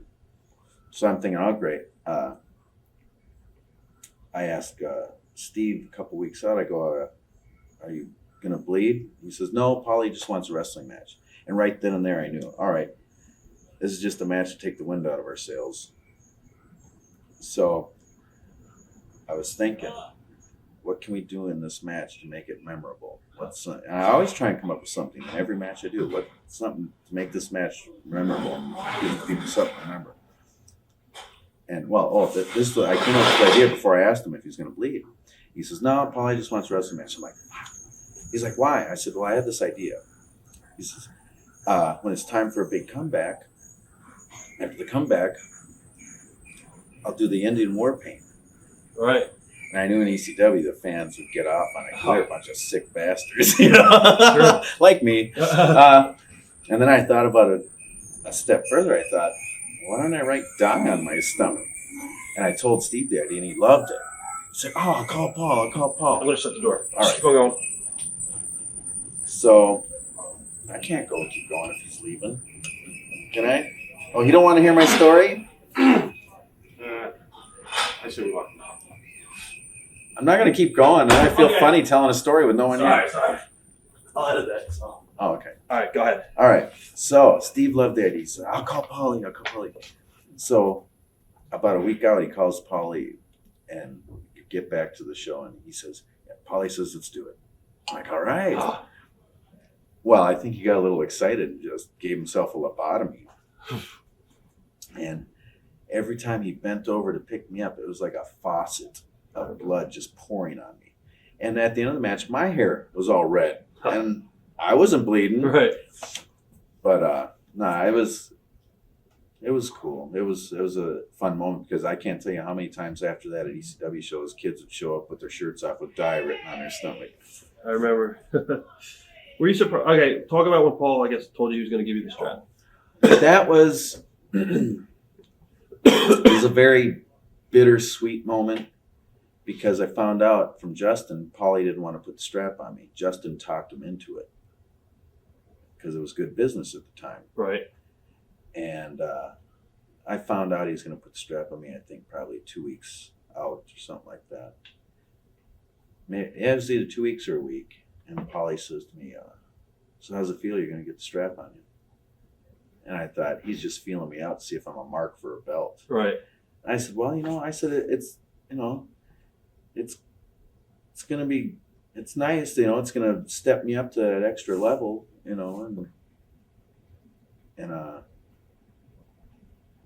I didn't say, oh yeah, it's great, I'm going to be the champ. I said, it's nice to be bumped up to that little extra next level, So I knew he was feeling me out to see if I was a mark for a belt. Right. And I didn't really, So, but I'm not, It's like, just pay me. Right. That's what it's all about. So it was a bittersweet moment, but it was still the night when it happened. Plus, he had to have a New Jack run in. I couldn't be a clean finish, Right. which was fine. I love New Jack. He needed a spot on the show, but he could have done a run in on any match. I was going to ask you, what are your memories of the match?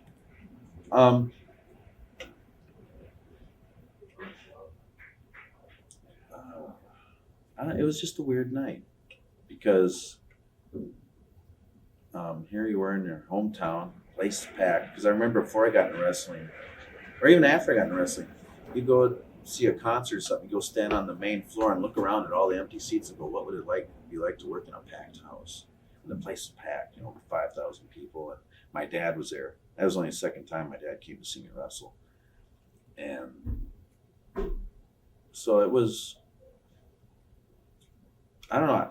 I guess the match, working with Justin was always a breeze. So it wasn't, just wasn't any extra nervous jitters or anything. I always get nervous before matches, which is good nervous energy, but it wasn't anything extra because, I don't know, it's just another night at work, But it was still exciting.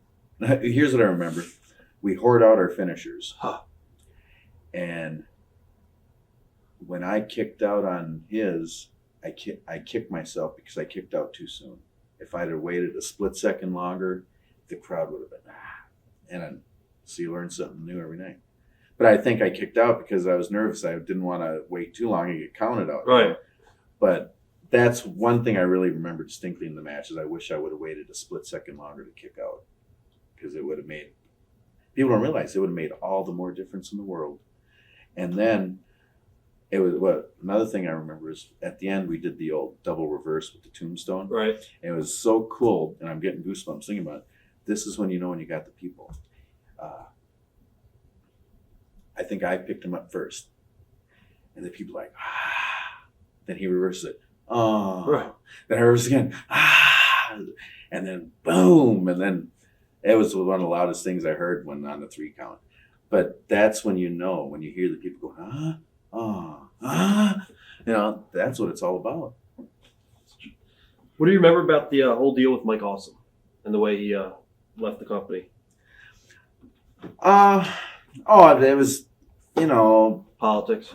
Yeah, and it was just funny watching the half the guys run around all bent out of shape. I'm going to kick his ass. Blah, blah. It's like, geez, Right. Just talk to the guy, have him come and drop it. Don't do what the, And the funny thing is, when I got in this business, you think, bunch of big tough guys, men, and it's the biggest collection of whiny bitches I've ever seen in my life. Man, everyone's so thin-skinned and their feelings get all hurt. And they'll get all bent out of shape and their feelings hurt over something that doesn't even have nothing to do with them.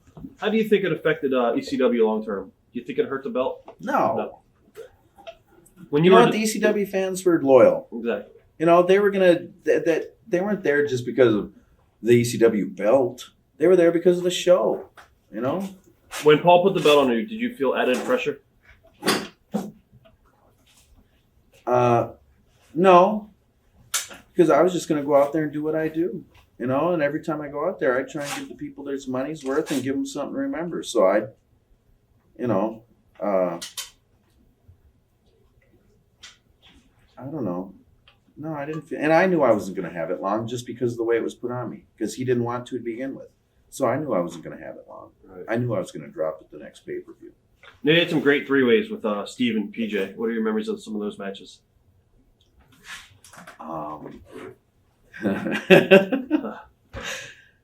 It's funny. Everyone knows that Peach has his demons and has had his battles. So one of them matches, he was a mess. Right. He showed up at the building, and he came up late. He showed up late. So Steve and I pretty much had the whole match put together before he even got there. Then while we're in the ring, we had to sit there and yell across the ring at Peach the whole match. But that was probably just one of the only disappointing times I had with Peach. But I still love the guy, and I always enjoyed working with him. And I don't hold anything against him, but it was just one of them moments, one of them nights. There's been nights where I babysat him and tried, took care of him and stuff. And all right. Were you ever contacted by WCW when you were in ECW to come back at all? Yes, but it was a little too late. And what I probably could have jumped when Lance did. Right. But I didn't want to, because the first time I was there, I wanted to quit wrestling. And I was having fun. Plus, I still thought, well, maybe there's that chance I'll get the money I'm owed, Right. I was going to ask you, at what point did you realize there were problems in ECW? Oh, when the first check bounced on me. All right. Yeah. I was going to get, my next question, did Paulie ever lie to you? Had to ask you that question. You know what everyone says, every time Paulie opens his mouth, it's a lie. Right. So. I guess when did you realize, that's when you realized that Paul was having the money problems then, obviously. I guess, was it discouraging at the time to go to house shows because the money wasn't there? Well, it was a big crapshoot. You didn't know if it was going to be there or not. Right. And you were hoping, you always heard, oh, the checks aren't there this week. Next week there'll be 2 for you. There never was 2. There'd be 1. Right. If you had to go get that 1 at least. It was like, or they're being FedEx to the airport. Oh, yeah, the wrong airport. Yeah. Oh, our checks are in Dallas. Okay. But it was like working there at that time was like playing a slot machine. You're thinking, well, I'll try a little more and hopefully it'll hit. Right. And it just keep getting in deeper and deeper. Did you have in the back of your mind a breaking point where if things didn't turn around, you'd bounce?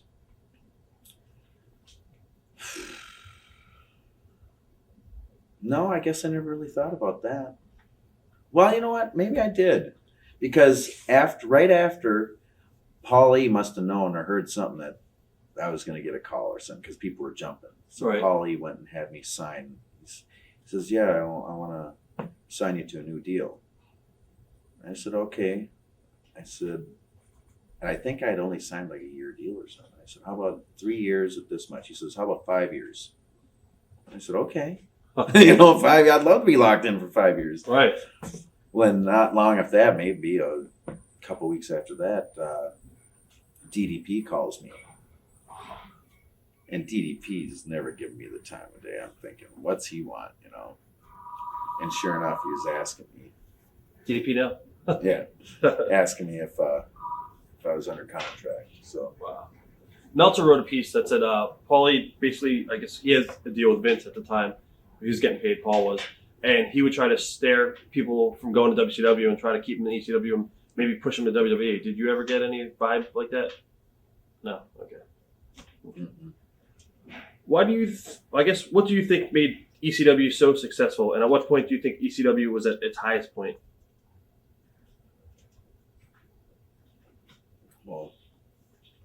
ECW was successful because it was something different. You know, it was hardcore and extreme, and it was the crew. It was. I always say, you know, on Rudolph, you had the Island of Misfit Toys. We were the promotion of Misfit Wrestlers. Right. And Paulie knew how to use us. And then, you know, and it was just, you know, it's always, people are always trying to duplicate it, but you won't because you don't have that crew. And it was just something magical about that crew. And then plus the fans, they made themselves part of the show. Without a doubt. Huh. Conversely, what do you think caused ECW to fail? And what do you think, other than the close itself, was the lowest point? Oh, I was going to say the highest point was almost till the end because we were still packing out, you know. Never Toronto. If we were running a place that would hold 2,500, it'd be sold out. Yep. We were still packing houses. That's why we were all shocked that things were so bad financially. It's like we're packing it out everywhere. But then it just started going downhill because you had WWE and WCW talent rating all the time. And so Paulie had to lock people in with these contracts, and the money wasn't there. What were your memories of the final ECW pay-per-view? I didn't want to go because I found out probably a week ahead of time we were only getting half our paychecks. And actually, Mikey told me. And so I didn't even want to go. And when I got to the building, I made a beeline straight for Paulie. And I said, "Is it true that we're only getting half our paychecks?" He says, "Yeah." I'm like, "Fuck." I said, "I don't know if I want to work tonight." I said, he says, "Well, you sure?" I said, "Yeah." He says, "Well, think about it." And he's probably busy or something. So I went around and talked to all the boys and told them what was going on. We're only getting half our checks and I might not work. And they were all for it. Hey, you got to do what you got to do. And so I went back to Paulie at 7 o'clock. We're going live at 8. I said, "Paulie," I said, "no offense, nothing personal. It's just business, but I'm not working tonight." Wow. I said, "I hope you don't mind. I'd like to stay and watch." He says, "Well, I don't mind. I don't think the boys will want you here." Not knowing I'd already ran around and talked to everyone. Right. Wow. So he says, "Are you sure you don't want to do it? It'll be great."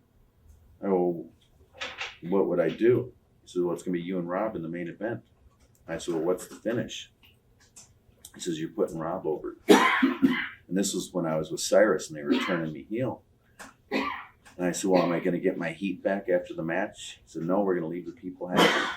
I said, "Paulie," I said, "I'm tired of you insulting my intelligence."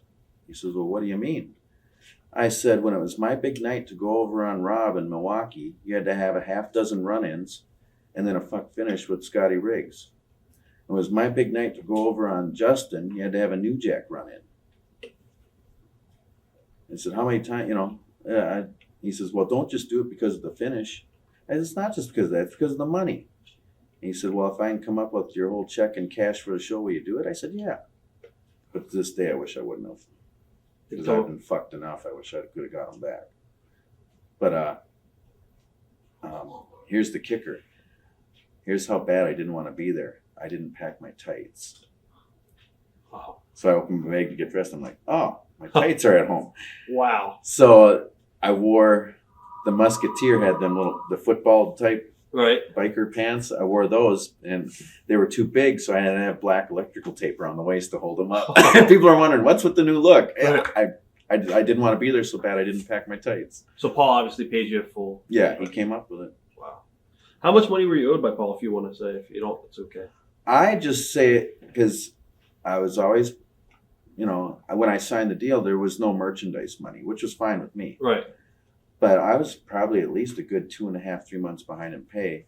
Plus, he owed me for 14 pay-per-view bonuses. So I just had a rough guesstimate, even a low guesstimate, $75,000.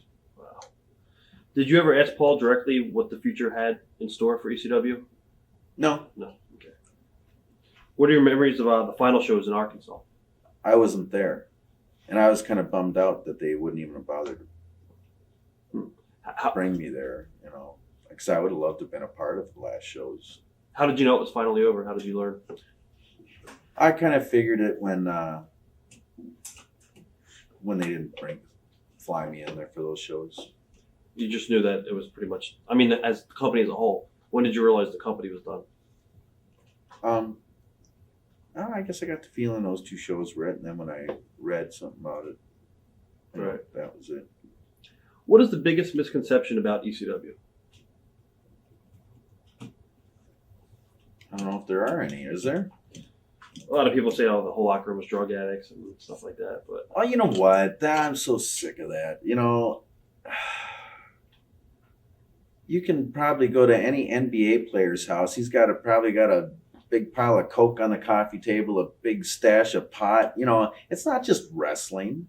It's in every form of entertainment. Look how many fucking, sorry. it's okay. You can curse. Look how many movie stars, actors, musicians are all, if not going to rehab, should be. Right. Everyone wants to point fingers at wrestlers. It's just ridiculous. Everyone chooses their own path. There's just as many guys in the business who are straight, probably more nowadays than there was years ago.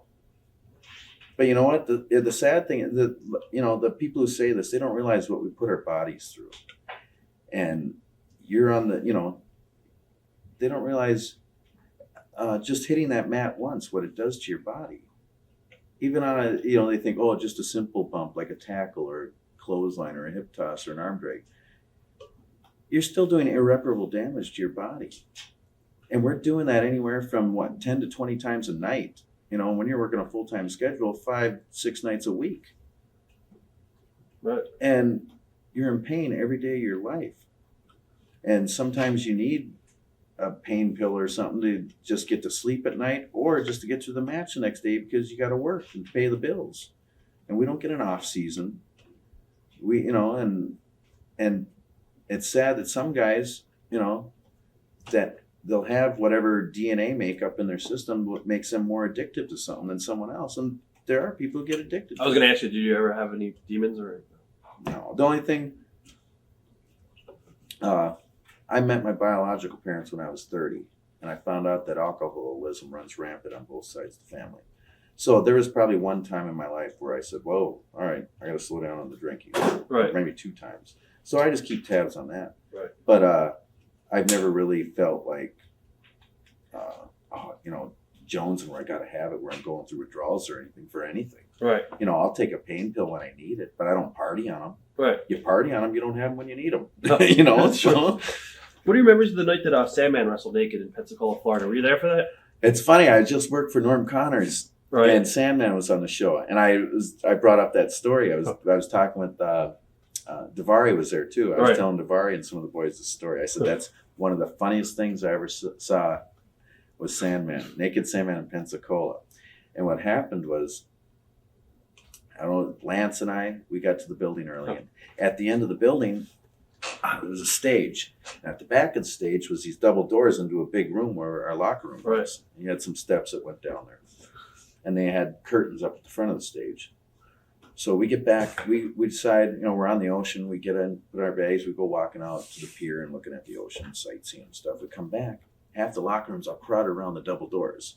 And we're like, all right, what's going on? You're like, Sandman's naked. And we're like, again, big deal, So we get in the locker room, and there's Sandman. He's wearing nothing but a fanny pack. Right. And he's got a beer and a cigarette, and he's wandering around. And the first thing I see, Wild Bill is sitting there playing a video game. He's got his headphones on, listening to music. Sandman waltzes over to him, pulls up his fanny pack, sets his fruit cup on his shoulder. And he's like, whoa, he gets all pissed and leaves. And then he waltzes over to Simon Diamond sitting there getting dressed, getting ready. And Dawn Marie's bags are right next to him. She's not there. So Sandman waltzes over to him, grabs Dawn Marie's brush out of her bag, lifts up his pouch, starts brushing his pubes. And he puts it back, looks right at Simon and goes, shh, like he's not going to say nothing. Right. And then Rob's over, jumping rope, warming up. Sandman waltzes over there with his beer and he starts doing this number, like he's going to jump in with Rob. And sure enough, he tries and screws that all up. Well, this is all before the show even, before the doors are even open. Right. And I'm just laughing my ass off. And Justin and I, I'm watching him do all this, and Justin and I are talking over the match. So he comes over, standing there naked, waiting to get some attention from us. And no selling it completely. I'm talking with Justin, and so is Justin. We're just talking. And all of a sudden he goes, yo, you got some nerve not putting me over when I'm standing here naked. And I go, like I was saying. And he goes, oh, that was so great. That was hilarious. Typical Sandman. Then for the 6-man, it was Dreamer, Tajiri, and Scott. Was it Scott Anthony? no, I'm thinking it may have been Rhino. I know Rhino was definitely in the match. Maybe it was 8-man then. I know, yeah. Jack was there. Jack, Carino went with the cowbell and the rope. Right. And I'm trying to think who else. Well, so the heels get out there first. Here come the faces. They all powder. The cowbell and the rope are in the ring still. Such jump rope. Yeah. Ah. So Dreamer and Tajiri start swinging the rope, and Sandman starts jumping rope, and the people are popping. So now Sandman's getting a little squirrely now. So the people are popping. So what's he do automatically, just out of instinct? Grabs his pants, whoop, right down to his ankles. But he's still got his underwear on. Right. And the people are popping and whatever. So what's he do? He grabs a hold of his underwear. Now Tommy's going, no, please. He's begging him, please, because Tommy knows we're going to lose the building. Right. You know, this is our first time here. He's like, please, no, don't. Sandman goes, all right. As soon as Tommy turns around, whoop, there goes the underwear around his ankles. And Sandman, of course, he's already, gone, blitzed, and he falls over. So now he's got his ankles and his feet up in the air, and he's like a turtle stuck on his back, and he can't move. And all these, I kept thinking, the first thing I thought was all these poor fans who spent that extra money for those golden circle tickets, whatever, get to see his big brown eye. And then Tajiri goes over and he's trying to help get his underwear. It was the funniest thing you'd ever seen. I was laughing so hard. Oh. When we did a shoot with Axel, he said that the final years in ECW were pretty much not ECW anymore. It was different guys that were in the company, and it hurt the company as far as being all new talent, and they weren't over. Do you agree with that?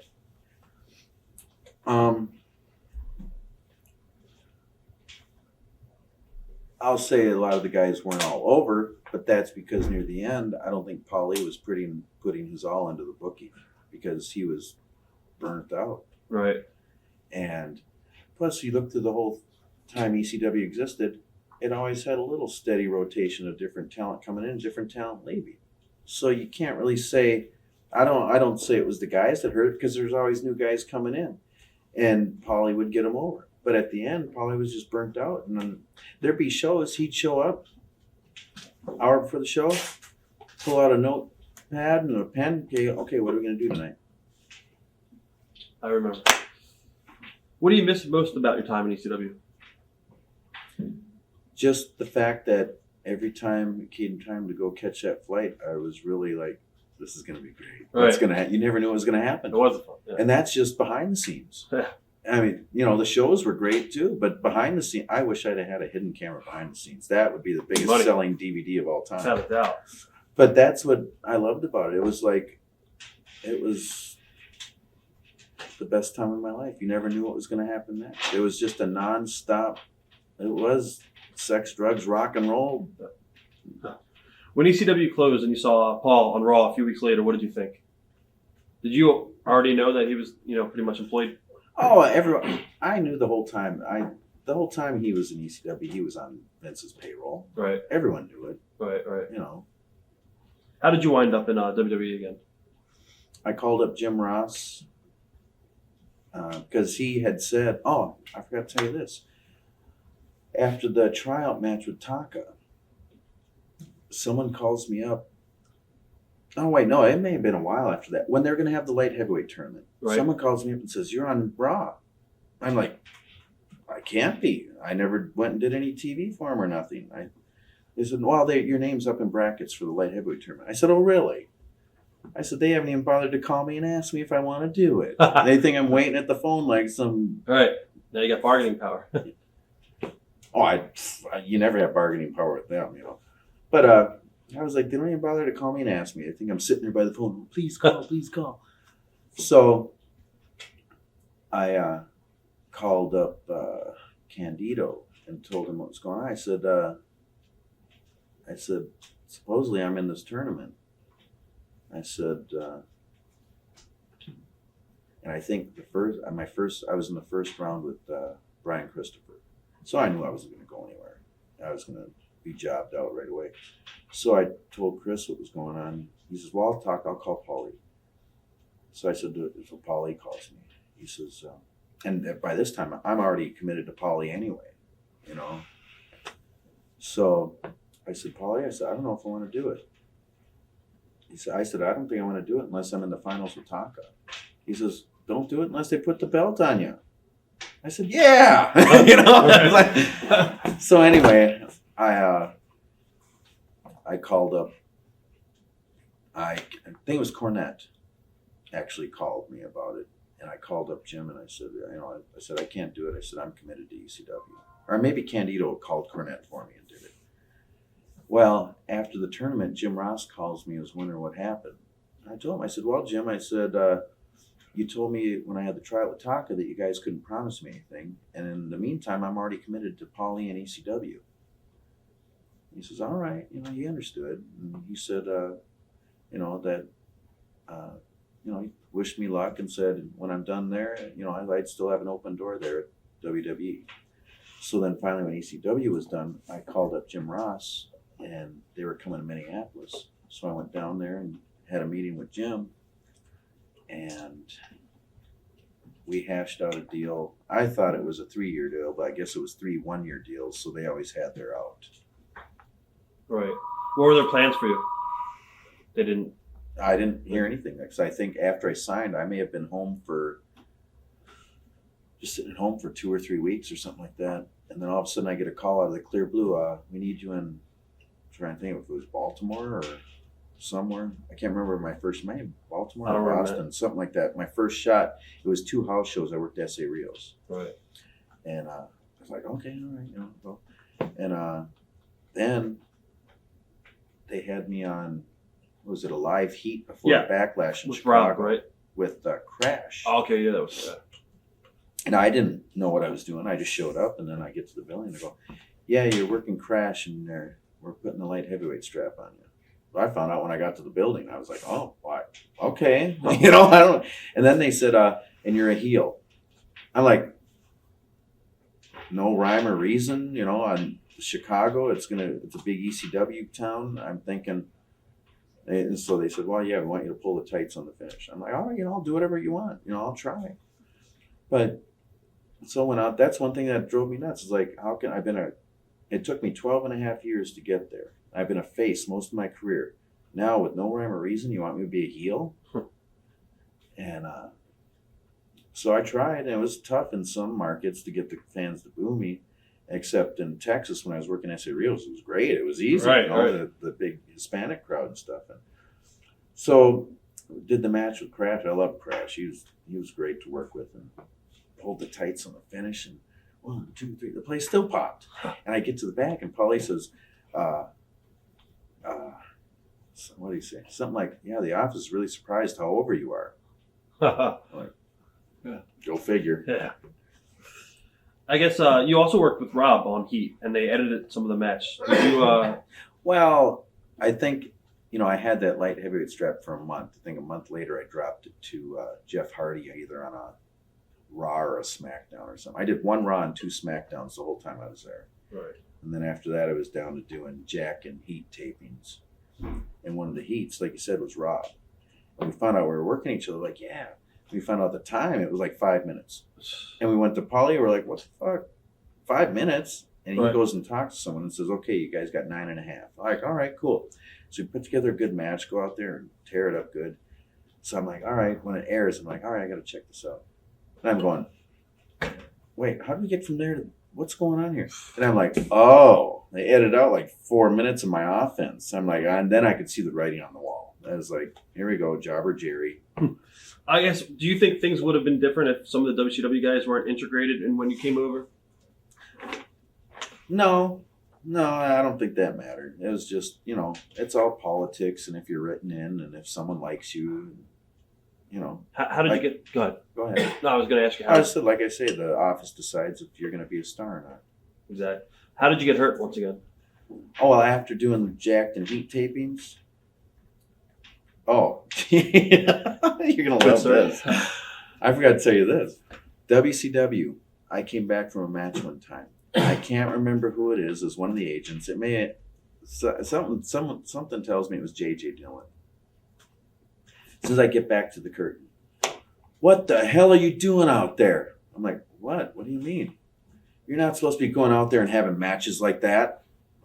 And I'm just like, whatever. You know, you're gonna bitch at me for working hard and doing a good job. Right. Like I always said, if someone else can't step up their game, why do they have the spot? You know. Sure. And so one of these jacked or heat tapings, you know, I worked at D. Malenko. And someone just this last weekend was telling me reminded me of that match, saying it was a hell of a match.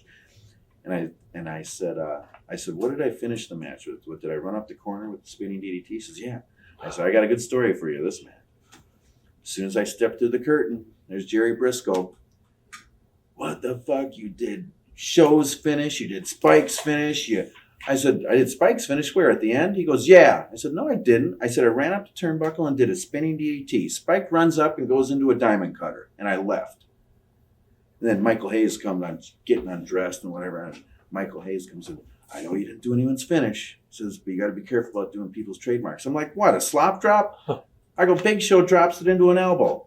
Yeah, I know. He says, but Christian, he'll pancreas with it. You just got to be careful about doing people's signature stuff. And I'm just like, what the fuck? You know, what it was I would show up at work with a smile on my face, do what I was told, always be in a good mood, and they couldn't stand it. I never gave them a reason to bitch at me. You know? Right. And it was just finally they must have got frustrated. All right, someone's got to bitch at Jerry because he's out there having too good of matches when he's supposed to be getting squashed. Well, if you want me squashed, have the balls to tell me in my face you want me to go out there and do a squash match. I'm great at them. I did them for years. So it's just that's the part I hated about the business. No one has the balls to tell you to your face what they want. And there, you had one agent telling you something, you had another agent telling you the complete fucking opposite. So it was ridiculous.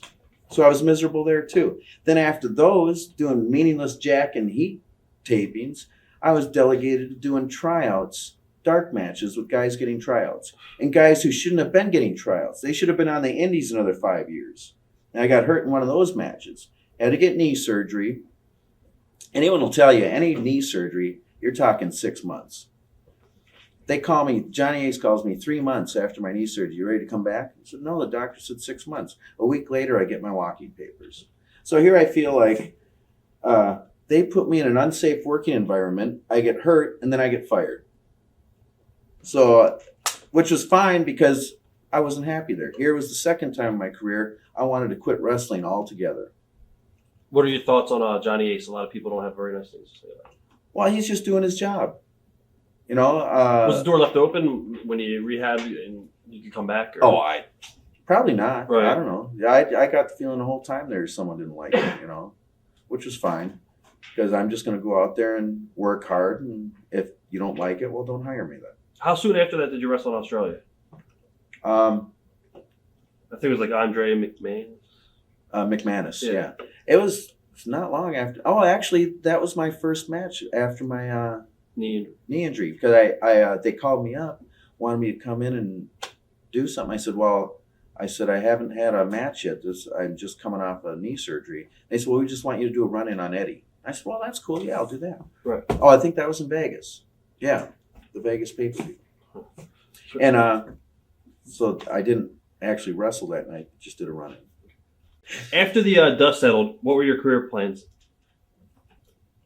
I've always been the type to fly by the seat of my pants. So, I mean, you went back to the Indies. Were you able to make a living on the Indies? Yeah. At that time? Yeah. Okay. And, you know, the business gets very frustrating at times. And, here's another one. When I first got to WWF then, and Sean was there. You heard about him recently, right? Yeah. I got to try and get a hold of him. But, you know, like I said, it took me 12 and a half years to get there. And Sean one day came up to me. He says, I don't get it. How do you do it? And I said, do what? He says, keep going. He says, I would have quit by now if I were you. I said, I can't. I love it. You know, I wanted to quit the 2 times, WCW and WWF. But luckily they fired me and it became fun again. Right. So, and there's still a lot more I want to learn. Because I feel like I only know a drop in the bucket. I want to learn more, you know. How did you wind up in MLW for Court Bauer? I'm not. He just got a hold of me. Somehow got a hold of my number. Or I may have met him at one of the ECW shows or something. What are your thoughts on him? Oh, I love working for Court and stuff, but the only thing that I didn't like was when he brought me in. It's like, okay, here's Jerry. He's a heel now. No rhyme or reason. Which I enjoyed doing it. The whole thing with Mikey and that. Right. And it was fun, and we got to do some cool promos and stuff. But it was frustrating because there was no reason for the people to hate me. You got to bring me in as a face and have me turn on your whoever's super over. Because even in AAW, I'm a heel there. And for the long, it was hard to get them all to boo me. And finally, I think we're onto something here, but I was getting frustrated. But what I think it is especially since the business is so exposed and all the smart marks, I think I have genuine sympathy because every big company I've worked for, I've been screwed or just shit on. Right. And so I think I have really genuine sympathy because I'm going to go out there and bust my ass and give you all I got. I was going to ask you with Court, did you think that the company was going to be like successful, or did you realize he was flying in too many guys, or was it just another indie for you in a payday? Or? Yeah. Okay. Yeah, it was just, I enjoyed working there and working for him, but it was, I just looked at it as another indie. I guess at this point in time, what was missing that nobody could put a finger on within the indies? Like, what do you think was going wrong? Like you want a list? Pretty much marks running the companies and stuff like that, or? Well, yeah, there's a lot of guys who don't know what they're doing it. Right. And they need to hire an old timer to tell them this is how it's got to be done. Right. And a lot of it's just them. A lot of indie promoters are booking matches that they want to see, not what the fans want to see. And then they're not. You hardly ever see a promoter that promotes it right. They think just advertising it on their MySpace or their website is going to draw people. It's not. Right. You worked a couple dates for John Zandig. What are your thoughts of working for CZW? Oh. Well, everybody knows that John is pretty much an idiot. So I just get the impression he's in his own little world because, I was excited to work there, because it's that hardcore thing and that, and so the first time I worked there, it was great, no problems. He asked me if I could come in next month. And I said, I don't know. I got to go home and check my calendar and I'll let you know. And I don't think I ever got back to him or something. And I had something booked and someone said, well, you're advertised for CZW. I said, I can't be. I never called him and told him I was available. And that whole loop that weekend, I can't remember what the deal was, but I had to fly into Philly to go do this show or something. So I called John and said, I can't do the show. I'm booked somewhere else. I never told you. And he got pissed at me and whatever. And, it was just a misunderstanding, but he got kind of hot about it. Well, the show I was supposed to do got canceled. So I called him back. I said, the show got canceled. I said, my travel plans, I still got to fly through Philly. I said, you think you can use me? I said, I'll come in for half price. I said, and, I took the heat for it. I apologized. So right. I'll come in half price. I'll, whatever you want. He says, well, I don't know. It's kind of late. I'll have to think about it. I said, I'm going to be there anyway. I said, if you can use me, great. If not, I'll just hang out and watch the show. So I get there and I ask him and he's still, well, I don't know. I got to wait and see. Well, it's like, I can't remember where on the show it was, but he was thinking about having me work Trent Acid. Well, finally he comes up and tells me, like 5 minutes before we're supposed to go on, yeah, you and Trent. So, and we only had 5 minutes to put this whole thing together. We went out and had a hell of a match. I loved working with Trent. And, but the whole experience, I apologized. I took the heat, cut my fee, everything. I bent over backwards. And it still felt like that night he had to show me who was boss. Right. It's like, I don't fucking deserve this. Right. I've never double booked myself. He doesn't understand the wrestling business, actually. So But I didn't think I deserved to be treated like that. Right. What about working for Jasmine and Meanie? 3PW? I loved it. I always loved Meanie. He was good. He was a really good guy. And, you know, you hear a lot of stories about Jasmine, but she was cool with me. I never had any problems with her or anything. And it was, you know, and what I loved about it was I had the big angle with Joey Matthews there. Right. And he was so much fun to work. It was so much fun. It was a good time there with working that company. It was a good locker room. How'd you wind up getting a job with TNA? When I went and did the Australia thing for McManus, Right. Jeff was there and Borash and them, and they had told me while we were over there that they were thinking about starting up this thing in the States, and would you be interested? And I said, sure. So when it got all started up, I packed up and moved to Nashville. And I told them, you know, the one thing I learned over the years is if the budget gets tight, they stop flying people in. So I thought, well, I'll just pick up and move there, and then hopefully that'll tell them something that I'm in it for the long term, Right. you know. What were your initial thoughts? Did you think it was going to work? Well, you know, nothing's written in stone. I guess I thought it, you know, if I picked up and moved, I thought it was going to work. Right. And the first couple shows were at the Municipal, and when they moved it to the fairgrounds, I knew something was up. Right. Because I found out the Municipal was a union building, so it cost something like $20,000 just to open the doors, you know. Do you think Jeff Jarrett overbooks himself at the expense of others? Yes. Here's what kills me. The night it really showed was, well, not even, this wasn't even at the expense of others, it was at the expense of himself. He had the big heated up feud with Raven. They had the big blow off match, the big built up match at Fairgrounds. They had 1,000 people lined out the building. We had to turn away, I don't know how many hundreds of people. They had this built up good. Well, in the match, Jeff has to have, this is when they had Saturn and a bunch of ECW guys come running in. They handcuff Jeff. They're beating him, you know, whatever. He kicks out while he's handcuffed, and after all these people beat him up. And then, for some unknown reason, Raven decides to unhandcuff him. Why would you do that? Right. Especially if you're the heel and Jeff's the face. And, you know, hits his finisher on him. Jeff still kicks out. You know, after all this stuff, just Superman. He's kicking out of everything. And then he still goes over. Right. And the place booed Jeff out of the building. He overbooked himself. The only way you can get away with kicking out all that stuff is if you lose. You know?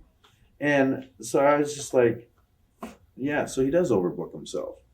But in that night, he did it at his own expense. Right. And then he got hot. Well, it was your own fault.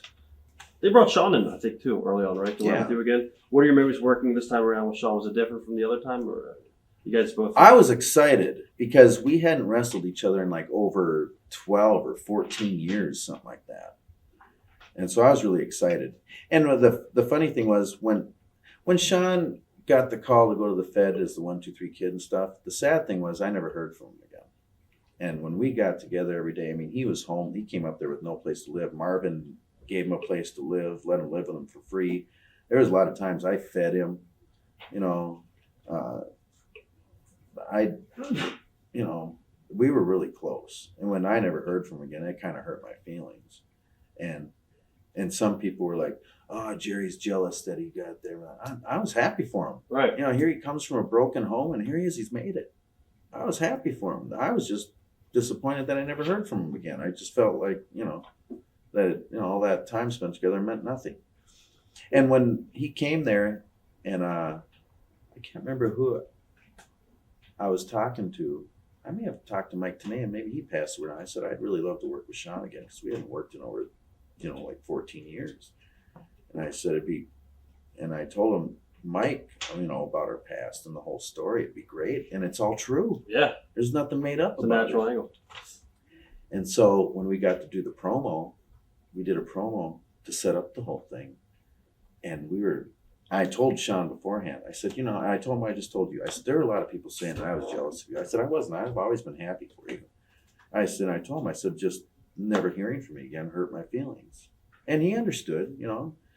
And I said, there's going to be some things I'm going to say in this promo that are a shoot, but I don't mean them now. I'm fine now. That's all in the past, you know. So when we did the first take, And it was going long, but it was good. Right. And it was, because it was from the heart. It was good. After the first take got cut, we're like, all right, what's going on? The whole crew's just like this. Like, where'd that come from?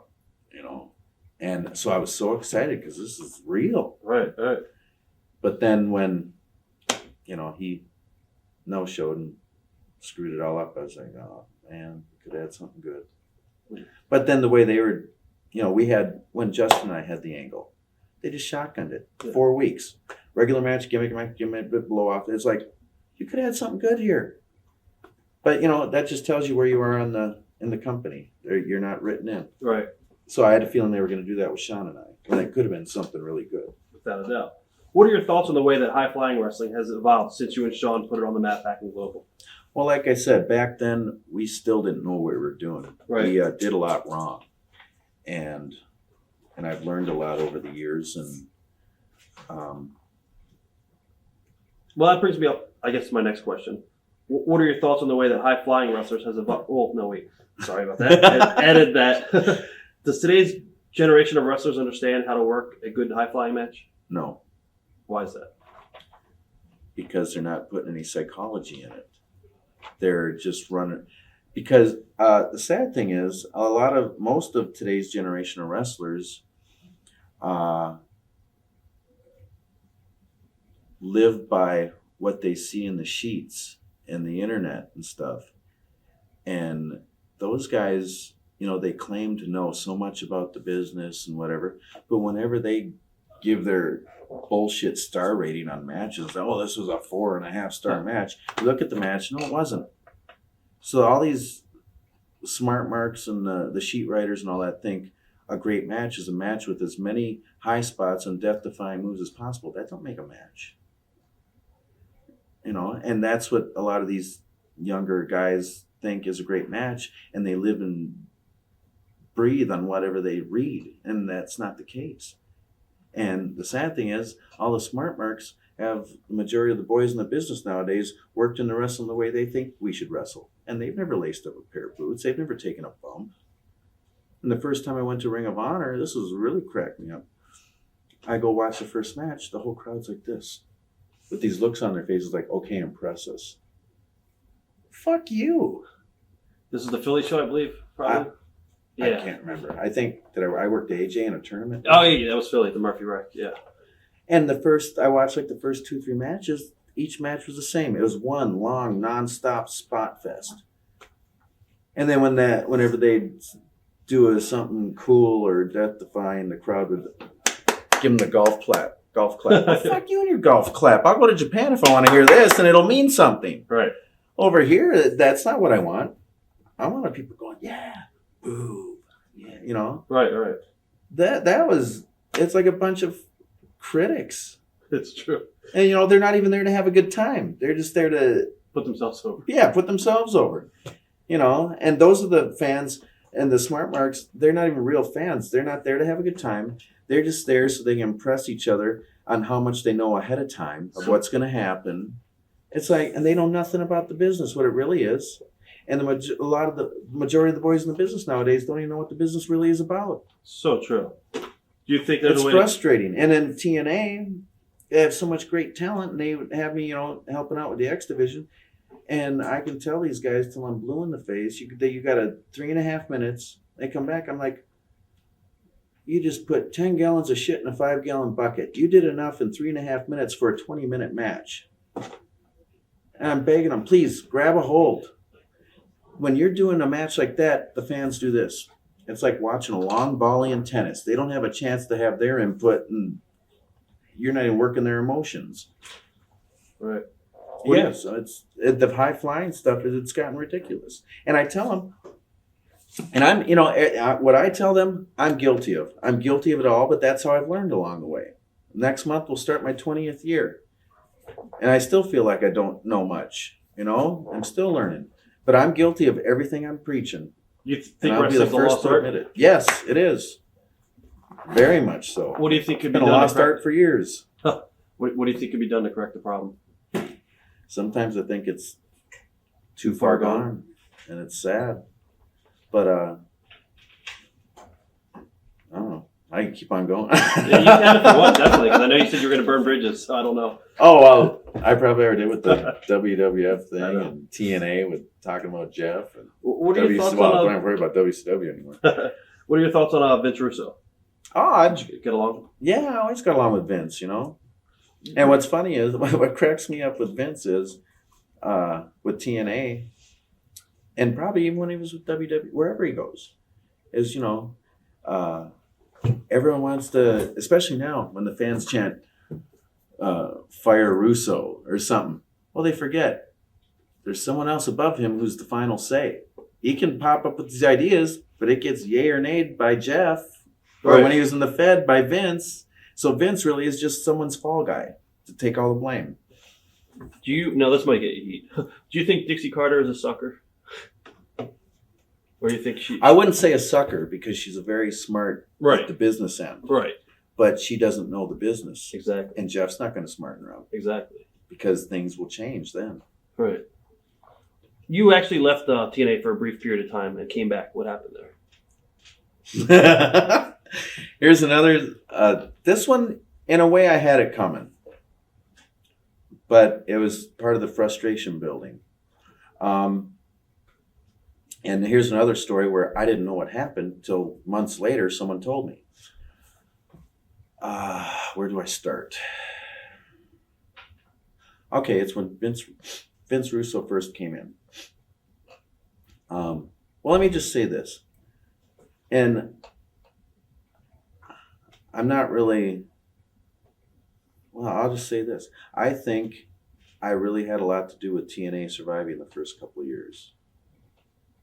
And people may disagree, because I never was pushed as one of their big top stars or anything. But I still think I had a lot to do with it.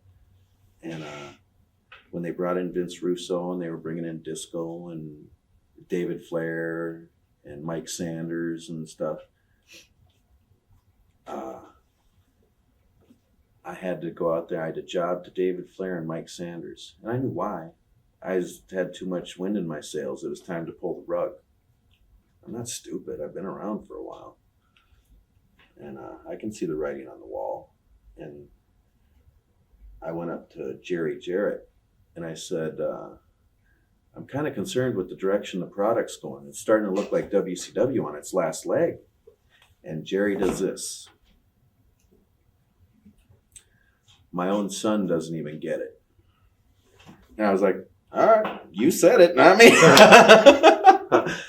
So I was, and that just told me there that Jerry's, he was just in it for shits and giggles all along. He's got his construction business and he was just in it to have a good time. Well, I think it stopped being fun for him. Right. And a lot of the guys are saying, he's too old school and whatever. Well, take his old school psychology and stuff and just throw the new characters on it. Old school psychology will always work. Hollywood still uses it in their movies. Definitely. And that's what I've always done. I just still try and use old school psychology, but just put in the fancy new moves where they belong. Well, so I was getting really frustrated. And and I to tell you the truth, I didn't mind doing the job to David Flair because he had a good attitude about it. He even said, I'm sorry about this. I suck, whatever. And David had a great attitude about it. Mike Sanders, he's supposed to be a heel. He's out there playing up to the crowd. And I told him after the match, I said, don't do that. I said, you're going to kill all your heat. You're not going to have any heel heat. Well, I disagree. I did it in England. It worked great. I said, this is America. Japan, England, Germany, anywhere else you wrestle, there's different psychology. Here you play up to the fans, you're going to get them over with you. You're not going to get heat. Well, I disagree. I'm thinking to myself, how long have I been doing this? How long have you been doing this? I was like, what the? I was wasting my time. I was like, I just thought to myself, I tried to help this guy, but he apparently knows it all. So, here they're making me, all I've done for this company, and I got to do this. So I was in the office with Scott D'Amore one time. And I was just getting hot. I was like, I'm really getting fed up, and I basically said, and this was stupid of me to say, but I was like, and I basically said, they're just pulling the rug because I'm getting more over than Jeff. And Jeff was in the next office and heard it. And I didn't know. Right.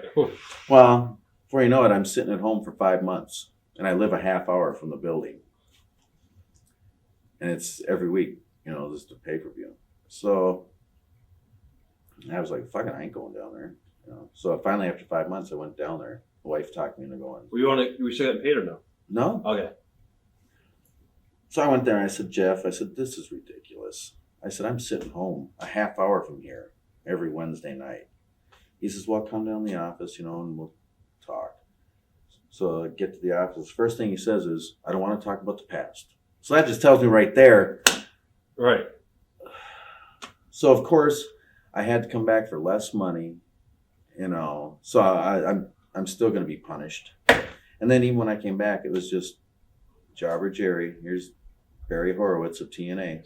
And no offense to Barry, he's a great worker and everything. I'm just talking about the way I was used. Right. So, what were we getting at? We were just talking about how you left the first time. Oh, yeah. So that's why I was gone for 5 months. I was being punished. How political was TNA? But get this. I'm sorry. Oh, no, go ahead. After I didn't know why they sent me home. I didn't know Jeff heard me cut the promo and stuff. So, and I was talking, with just BSing with Scott one time. I said, I still don't know why the hell I was set. Everything I'd done, I moved down here for this company and sat me home. He says, you don't know why? I said, no. Well, when you cut the promo, Jeff was in the next office and heard it. And as soon as you left, Jeff says, I think Jerry needs a vacation. I'm like, oh. And after thinking about it, I was like, yeah, it was wrong. And I went to Jeff after I found out what happened. I said, Jeff, I know you never wanted to talk about this or anything, but I said, I never knew what I did. And I just wanted to apologize to you because without you and your dad starting this whole thing up, none of us would be here. And I meant it. Right. I was wrong. And I told him that, but I guess that wasn't enough either. So I was going to get, did you like working as a road agent there? At first. But what led you actually getting out of the ring and becoming a road agent? Shoulder surgery. Okay. When Hoovy dumped me on my head. Did he apologize? No. That's another thing. Here's a guy who cares more about his ego than his pocketbook. There was, I think in the first World Cup, I had a singles match with Hoovy and I was going over. Well, Hoovy don't like doing a job. Yeah. And this was when Jeff would pull each match into the office and give him the finish. And he said, all right, Jerry up. And he said, give Hoovy 70% of the match. Well, that was to make Hoovy happy. Right. And the funny thing is, so we do the match, blah, blah, blah, whatever. I think the next day I read some reviews on the pay-per-view, and it was like, Hoovy was really on his game tonight. He was the MVP of the pay-per-view. And I thought, oh, you're real smart, Mark, aren't you? Because I gave him 70% of the match. Right.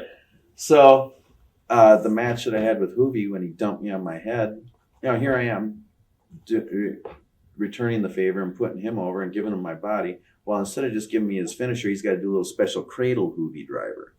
And he doesn't take care of me. He dumps me straight up and down on my head and my shoulder and tears a tendon off my rotator cuff. And I get to the back. I'm hot. I was thinking while I'm laying there, I should just get up and beat the piss out of this guy on live on a pay-per-view right now because he may have ended my career. But I said, no, I need the money. I get to the back and even Dutch was hot. And I get back to the corner. I'm like, what the fuck? And I go sit down. They get me a bag of ice. I'm sitting there with a bag of ice on my shoulder. Here comes Hoovy through the back, walks right past me, doesn't say a damn thing. Huh. No thank you, nothing. Right. No, I'm sorry. You okay? Nothing. And puts me out for 9 months. Well, I still had to wrestle for a good 3.5 months with my shoulder with a tendon tore off of my rotator cuff so I could pay the bills. Then finally, when the office saw I was really messed up, because by the end, sitting at home watching TV, I'd have to do this, put my arm on the armrest. Right. So they at least made me an agent so I could still pay the bills while I was after my surgery. But yeah, it wasn't a good time. I guess if you could change some things about TNA to make it more successful, what would you do? I'd get rid of the comedy, or? Well, it's okay to have a little comedy, but not the whole show. You can't take it seriously then. Then it, like WWE, I can't take any of that serious. It's a satire of a wrestling show now. And you know what, though? I think that's what they want because you don't even call you wrestlers, you're sports entertainers. Right. So, but I would make it more old school, more about people climbing the ladder to get to that title. And you can have your little feuds on the way, like someone's screwing someone out of a chance to get his shot or something. And you don't have to have a bunch of silly vignettes and stuff. I liked when it first started, probably because Jerry was there. AJ and I, we'd continue the feud, jumping each other in the back, in the concessions, flying over tables and stuff. To me, that's what made wrestling excited watching the old NWA. It wasn't about just standing out there and doing your own little deaf comedy jam. Exactly. What are your thoughts on AJ? Oh, I love AJ. I loved working with him, and he's really come a long way from when we started. He would always listen and soak everything in. Do you think he's ruined his persona now that he's doing a lot of comedy? And I mean, he was taking that one. No, anything can be done. Right. People forget real fast. They'll forget. Yeah, you can change it back. What are your thoughts of teaming with Bob Backlund? What was he like outside the ring? Oh, he was very nice to me.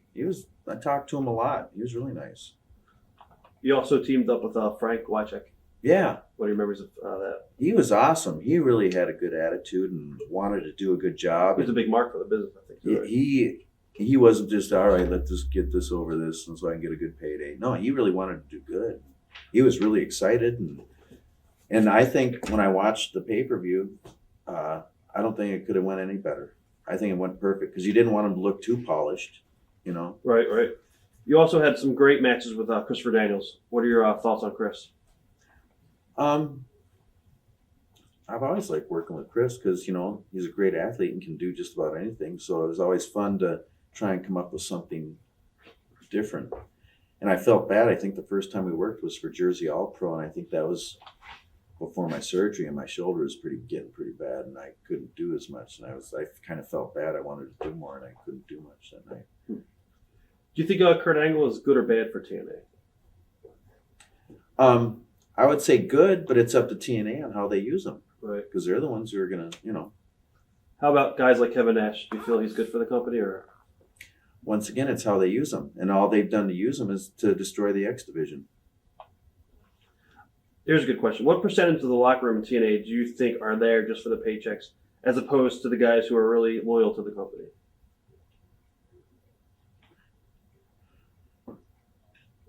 Yeah, well, I guess it depends on each individual person because, there's a lot of guys who are there just for the paycheck because, there's so many guys there who are unhappy. But where are you going to, find that light of schedule? And then, so there's some that are there for the paycheck and there's some that are there for the company. But the sad thing is there's not too many who are there for the company who've been there from day one, which just is pretty sad. Because you've always heard in these meetings how, we're going to take care of the people who've been with us from the beginning and really help build this. That was a crock of shit. That's what Shane was saying recently. Yeah. When I got, do you want to talk about my release? Yeah, I was going to ask you about that. Oh, okay. Yep. Well, I knew what they were doing with me. I was the Barry Horowitz of TNA. The whole angle with Saban was 4 months of Saban making fun of me. I get no comeback, do the job on the pay-per-view. Another month of Saban making fun of me. I get no comeback, do the job on the pay-per-view. 4 months of that. Then after the last month, Angle done. Now next month, it's 3 weeks of Christopher Daniels leaving me laying with baseball bats and whatever. Do the job on the pay-per-view, Angle done. Right. And I've heard before, we need you to get in there with this guy and help get him over. And I'm thinking to myself, if he can't get himself over, why does he have the spot? And if with some miraculous reason I've been jobbed out most of my career and I can keep the fans behind me, imagine what just a little shove would do. I don't need a huge push. What would a little shove do, Right. But, I whatever. I don't get it. When you asked for your release, how did that come about? So I could see, I wasn't happy all along with what was going on, especially the pay-per-view. I had a blast working with Frank Wycheck on the pay-per-view. Well, a couple hours before we're going live, Simon comes up to me and says, after your match, you got to run in on, Backlund and right. Alex Shelley was the match, or is it? Might have been another kid, Eric Young, maybe. No, it was with Kevin Nash. Yeah, okay, yeah. We need you to run at the end of the match to stop whatever, get in front of Backlund and take the boot from Nash. I'm like, what? I look like a complete fucking idiot. I'm going to run down, boom. Yeah, for what? I'm not even involved in the angle. And so I was hot. I said to Pat, I go, what if I run in there and Nash comes in and I just powder? He goes, I'll get in trouble. I'm like, shit. I said, okay. And I'm hot. I'm just steaming. I'm like, this is stupid. I'm going to look like a complete retard, which I'm retarded anyway, but you know. And then we've been waiting for Ron Killings to get to the building because he's been thinking about quitting and not even doing the pay-per-view. And Terry was our agent for our match. So it's a couple hours for the show, and we've already got the match hashed out. You know, we've done it who knows how many days now. Finally he gets there, and Terry says, Jerry, come on, get in the ring. We've been waiting here for hours. Or I can't remember what he said, but I got hot. I was like, motherfucker. I've been here all fucking day. He's like, whoa, I was just kidding. He's like, what's wrong? And I told him, I got to run down like a fucking retard and take a boot for nothing. I'm not even involved. And he goes, well, it's fake, isn't it? I said, yeah, but that's not the point, you know? Right. And I know, you know, the object is to keep your value up, which I know my value was through the basement anyway, but I was just hot. He says, well, it's fake. I'm like, whatever, you know. So anyway, I ended up doing it. Well. You did do it or you didn't do it? No, I did. Okay. Yeah. And it was basically because they were afraid of having a singles match with Bob and Alex, I think. So they had to have me in there to hold the match together. Right. For the tag match. And do the job, of course.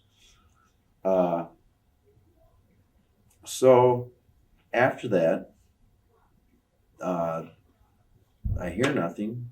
I think they did call me and say, yeah, you're not on TV. You're not at TV. So that's 2 weeks of no pay. So here comes the next taping coming up. So I call a few days beforehand. Yeah, am I at TV this time? No.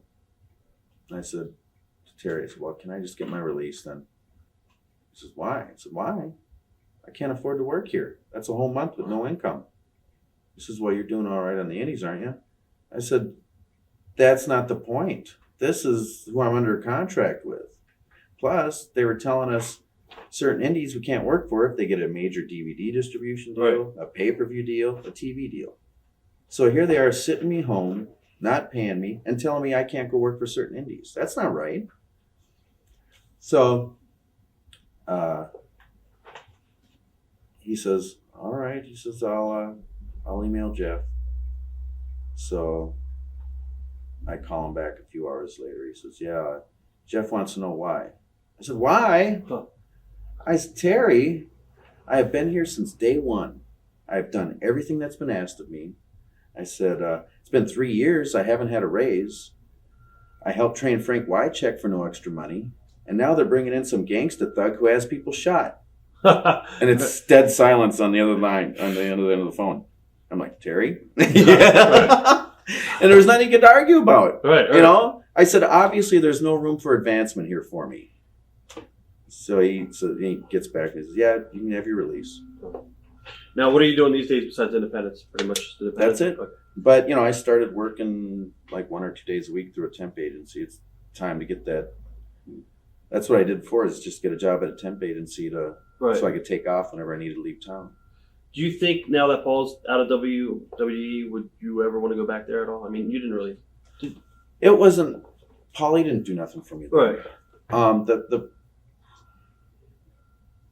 The only way I would go back there is if it was a decent downsize guarantee, because you can go there and they get started and make $100,000 a year, and that's nothing. People think that's, and there's people going there for 75 or 50 for a downside. And what they don't realize is, well, now you're in a 38% tax bracket. So that's almost 40% of your income is going to the IRS. You got all your on-the-road expenses, which do not offset that 38%. You're paying your own hotels. your food, your car rental, and on their schedule, your car rental every weekend, since they're flying you in one city and out the other, you got the drop-off fee. So you're looking at over a $200 car rental every weekend. Plus your bills at home. At the end of the year, unless they do something with you and put out merchandise on you and put you on a pay-per-view so you get a bonus check, you have nothing. Right. So, plus, if they don't give you a decent downside guarantee, they have no incentive to do something with you and put out merchandise on you.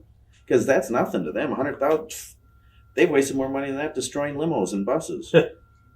Sure. So it'd have to be a decent downside guarantee so I could at least come out a little bit ahead at the end of the year. Plus, you're on the road full time and you're destroying your body that whole time. Back in 2004, there was a rumor that Rob was going to quit WWE and go back on the independents and maybe get some bookings, I guess, working with you again. Did you ever hear about that? Or No, Rob wasn't going to quit. Yeah. I called him and asked him if he was going to. I said, do you still have the big countdown to the end of your contract? Right. Because he always had the countdown. Right.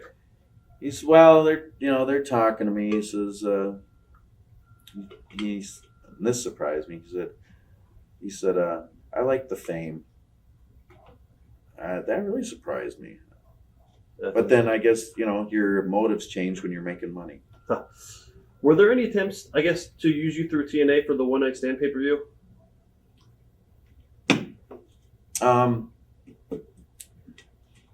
Yeah, Paulie, I think Tommy called me first. Right. And then I talked to both. They want to know if I'd be interested. I said, yeah, sure. And, but I guess, The office squashed it, or? yeah, I guess Tommy told me that WWE didn't trust us. They thought we'd pull something on their live pay-per-view. Wow. And I said, well, apparently they don't know me too well. He says, they probably don't even remember you being here. And I'm like, you're right. You recently said in one of your interviews that one of your, I guess, infamous matches that you liked the best was against Grand Naniwa. Why is that? Because of the heat in the building. Okay, that was the crowd that was reacted. okay. Yeah. Do you have any advice for guys breaking into the business today? Yeah. Finish college first so you have something to fall back on. All right. And when you break into the business, this is the first thing that Brad Rheingans told me. Don't think you're going to be the next Hulk Hogan and be a multimillionaire, because it's not going to happen. He says you got to look at it as a hobby that you do on the side. And if something great happens, or if something happens, great. Right. And if not, well, you're having a little bit of fun and making a little bit of cash on the side. That's the way you got to look at it. What are your thoughts on the current ECW, which is not really ECW, but All it is some place to put all the guys they don't know what to do with. There you go. is there any guys on TV now that you think have it? Like when you watch CM Punk, do you look at Punk and be like, all right, he's got it? Oh, he and I had a great match for Ian. Right.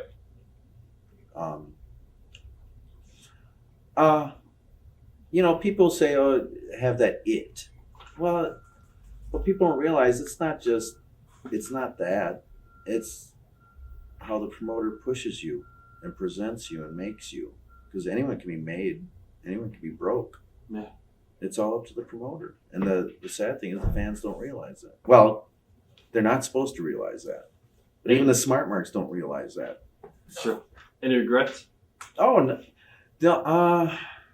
Yeah, doing the move with Malenko and breaking my arm. Because after that, I tell kids, the younger guys, I say, don't ever be afraid to say no. If you feel uncomfortable about something, don't be afraid to say no. Because you're taking your own livelihood into the factor. Anytime we step in that ring, we can come out of there quadriplegic. So don't ever be afraid to say no to something you don't feel comfortable with. But as far as, I say I had a miserable time at WCW and it wasn't a good experience at WWE. I'll tell people that, but I'll tell them, don't let that discourage you. Everyone else has a different experience there. I'm just telling you mine. And I tell them, keep it fun. I said, it's not fun. Why do it? What are your thoughts on the Chris Benoit tragedy?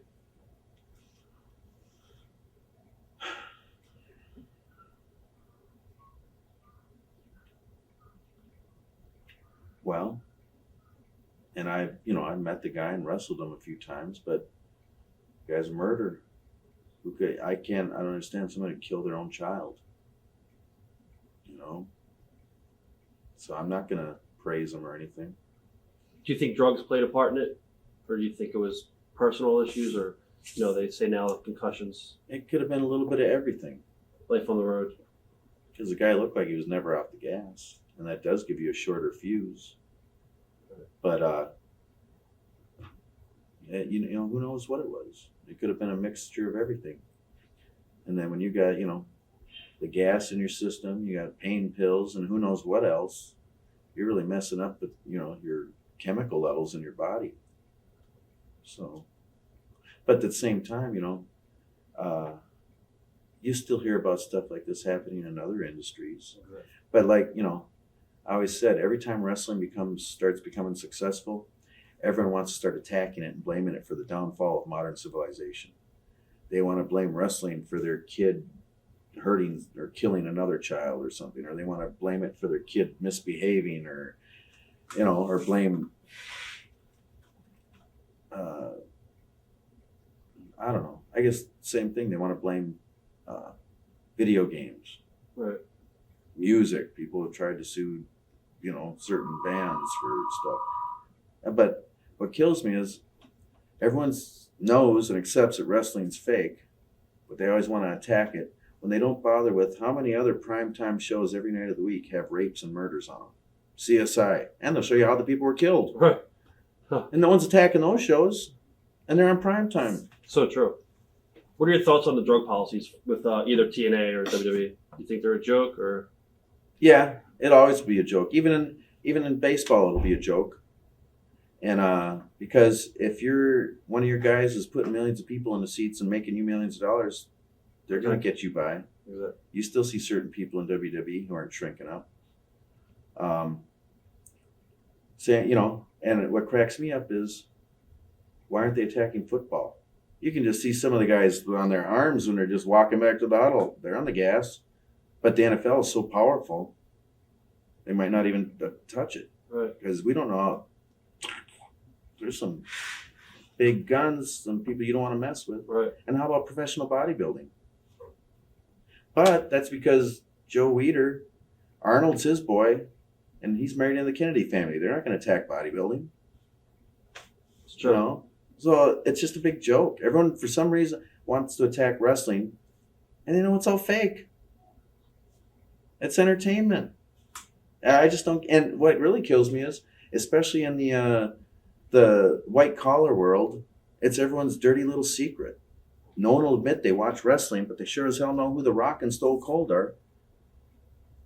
Any, I guess, ribs that you've seen that you want to talk about? I've been known to shave off an eyebrow, and Right. what was one? This one guy up in Minnesota, Tony DiNucci. I had to take it too because I was riding with him, but I knew what they did. Stuck an open can of sardines underneath the driver's seat. Huh. And Larry Cameron was riding in the car too, and he's like, "Damn, this town stinks." It was great. I think one time they put Limburger cheese on his engine blocks, and so it was in the winter. So anytime he turned the heat on, oof. Huh. Nice. What else? A lot of harmless ribs. But when I shaved the eyebrow, he had it coming. So. I guess, is there anything you want to get off your chest that you never had the opportunity to talk about before? Is there anybody that you have a message? If you want to say anything to your fans out there that you never had a chance to say, I mean, this is your opportunity to pretty much say anything you want. So Wow, I don't know what to say. Here's what really disappointed me with TNA too was when I got my release, I didn't even get a thank you from Jeff or Dixie, nothing. And I thought, well, that just showed me Dixie's true colors. And then, after I had left the company, I didn't bury it or say anything bad about it. And then someone goes on the Torch or something and says, "Oh yeah, Jerry was the Debbie Downer of TNA. He brought down the whole morale of the whole company." I was like, bullshit. I might have my little bitch sessions with my buddies I hung out with, but I didn't wander. I went around with a smile and did whatever I was told. If I looked like I was down at all, it was probably because I was partying until 5 o'clock in the morning. And I was just dragging. Right. But I just thought that was pretty low. And that just shows you how, someone might pretend to be your friend. And the minute you turn your back, you got a dozen knives in it. Would you ever want to write a book? Yeah, but I need a lot of help from a lot of people to help me remember the stories. Right. Yeah. I guess in closing, thanks for being here today. It was a great interview. Yeah. No, you know what? It has been a good run. And, I always said I wanted to hit the 20-year mark. Well, next month we'll start it. And I'll probably say, well, maybe 5 more years. Wow. So what do you think's in the future for yourself?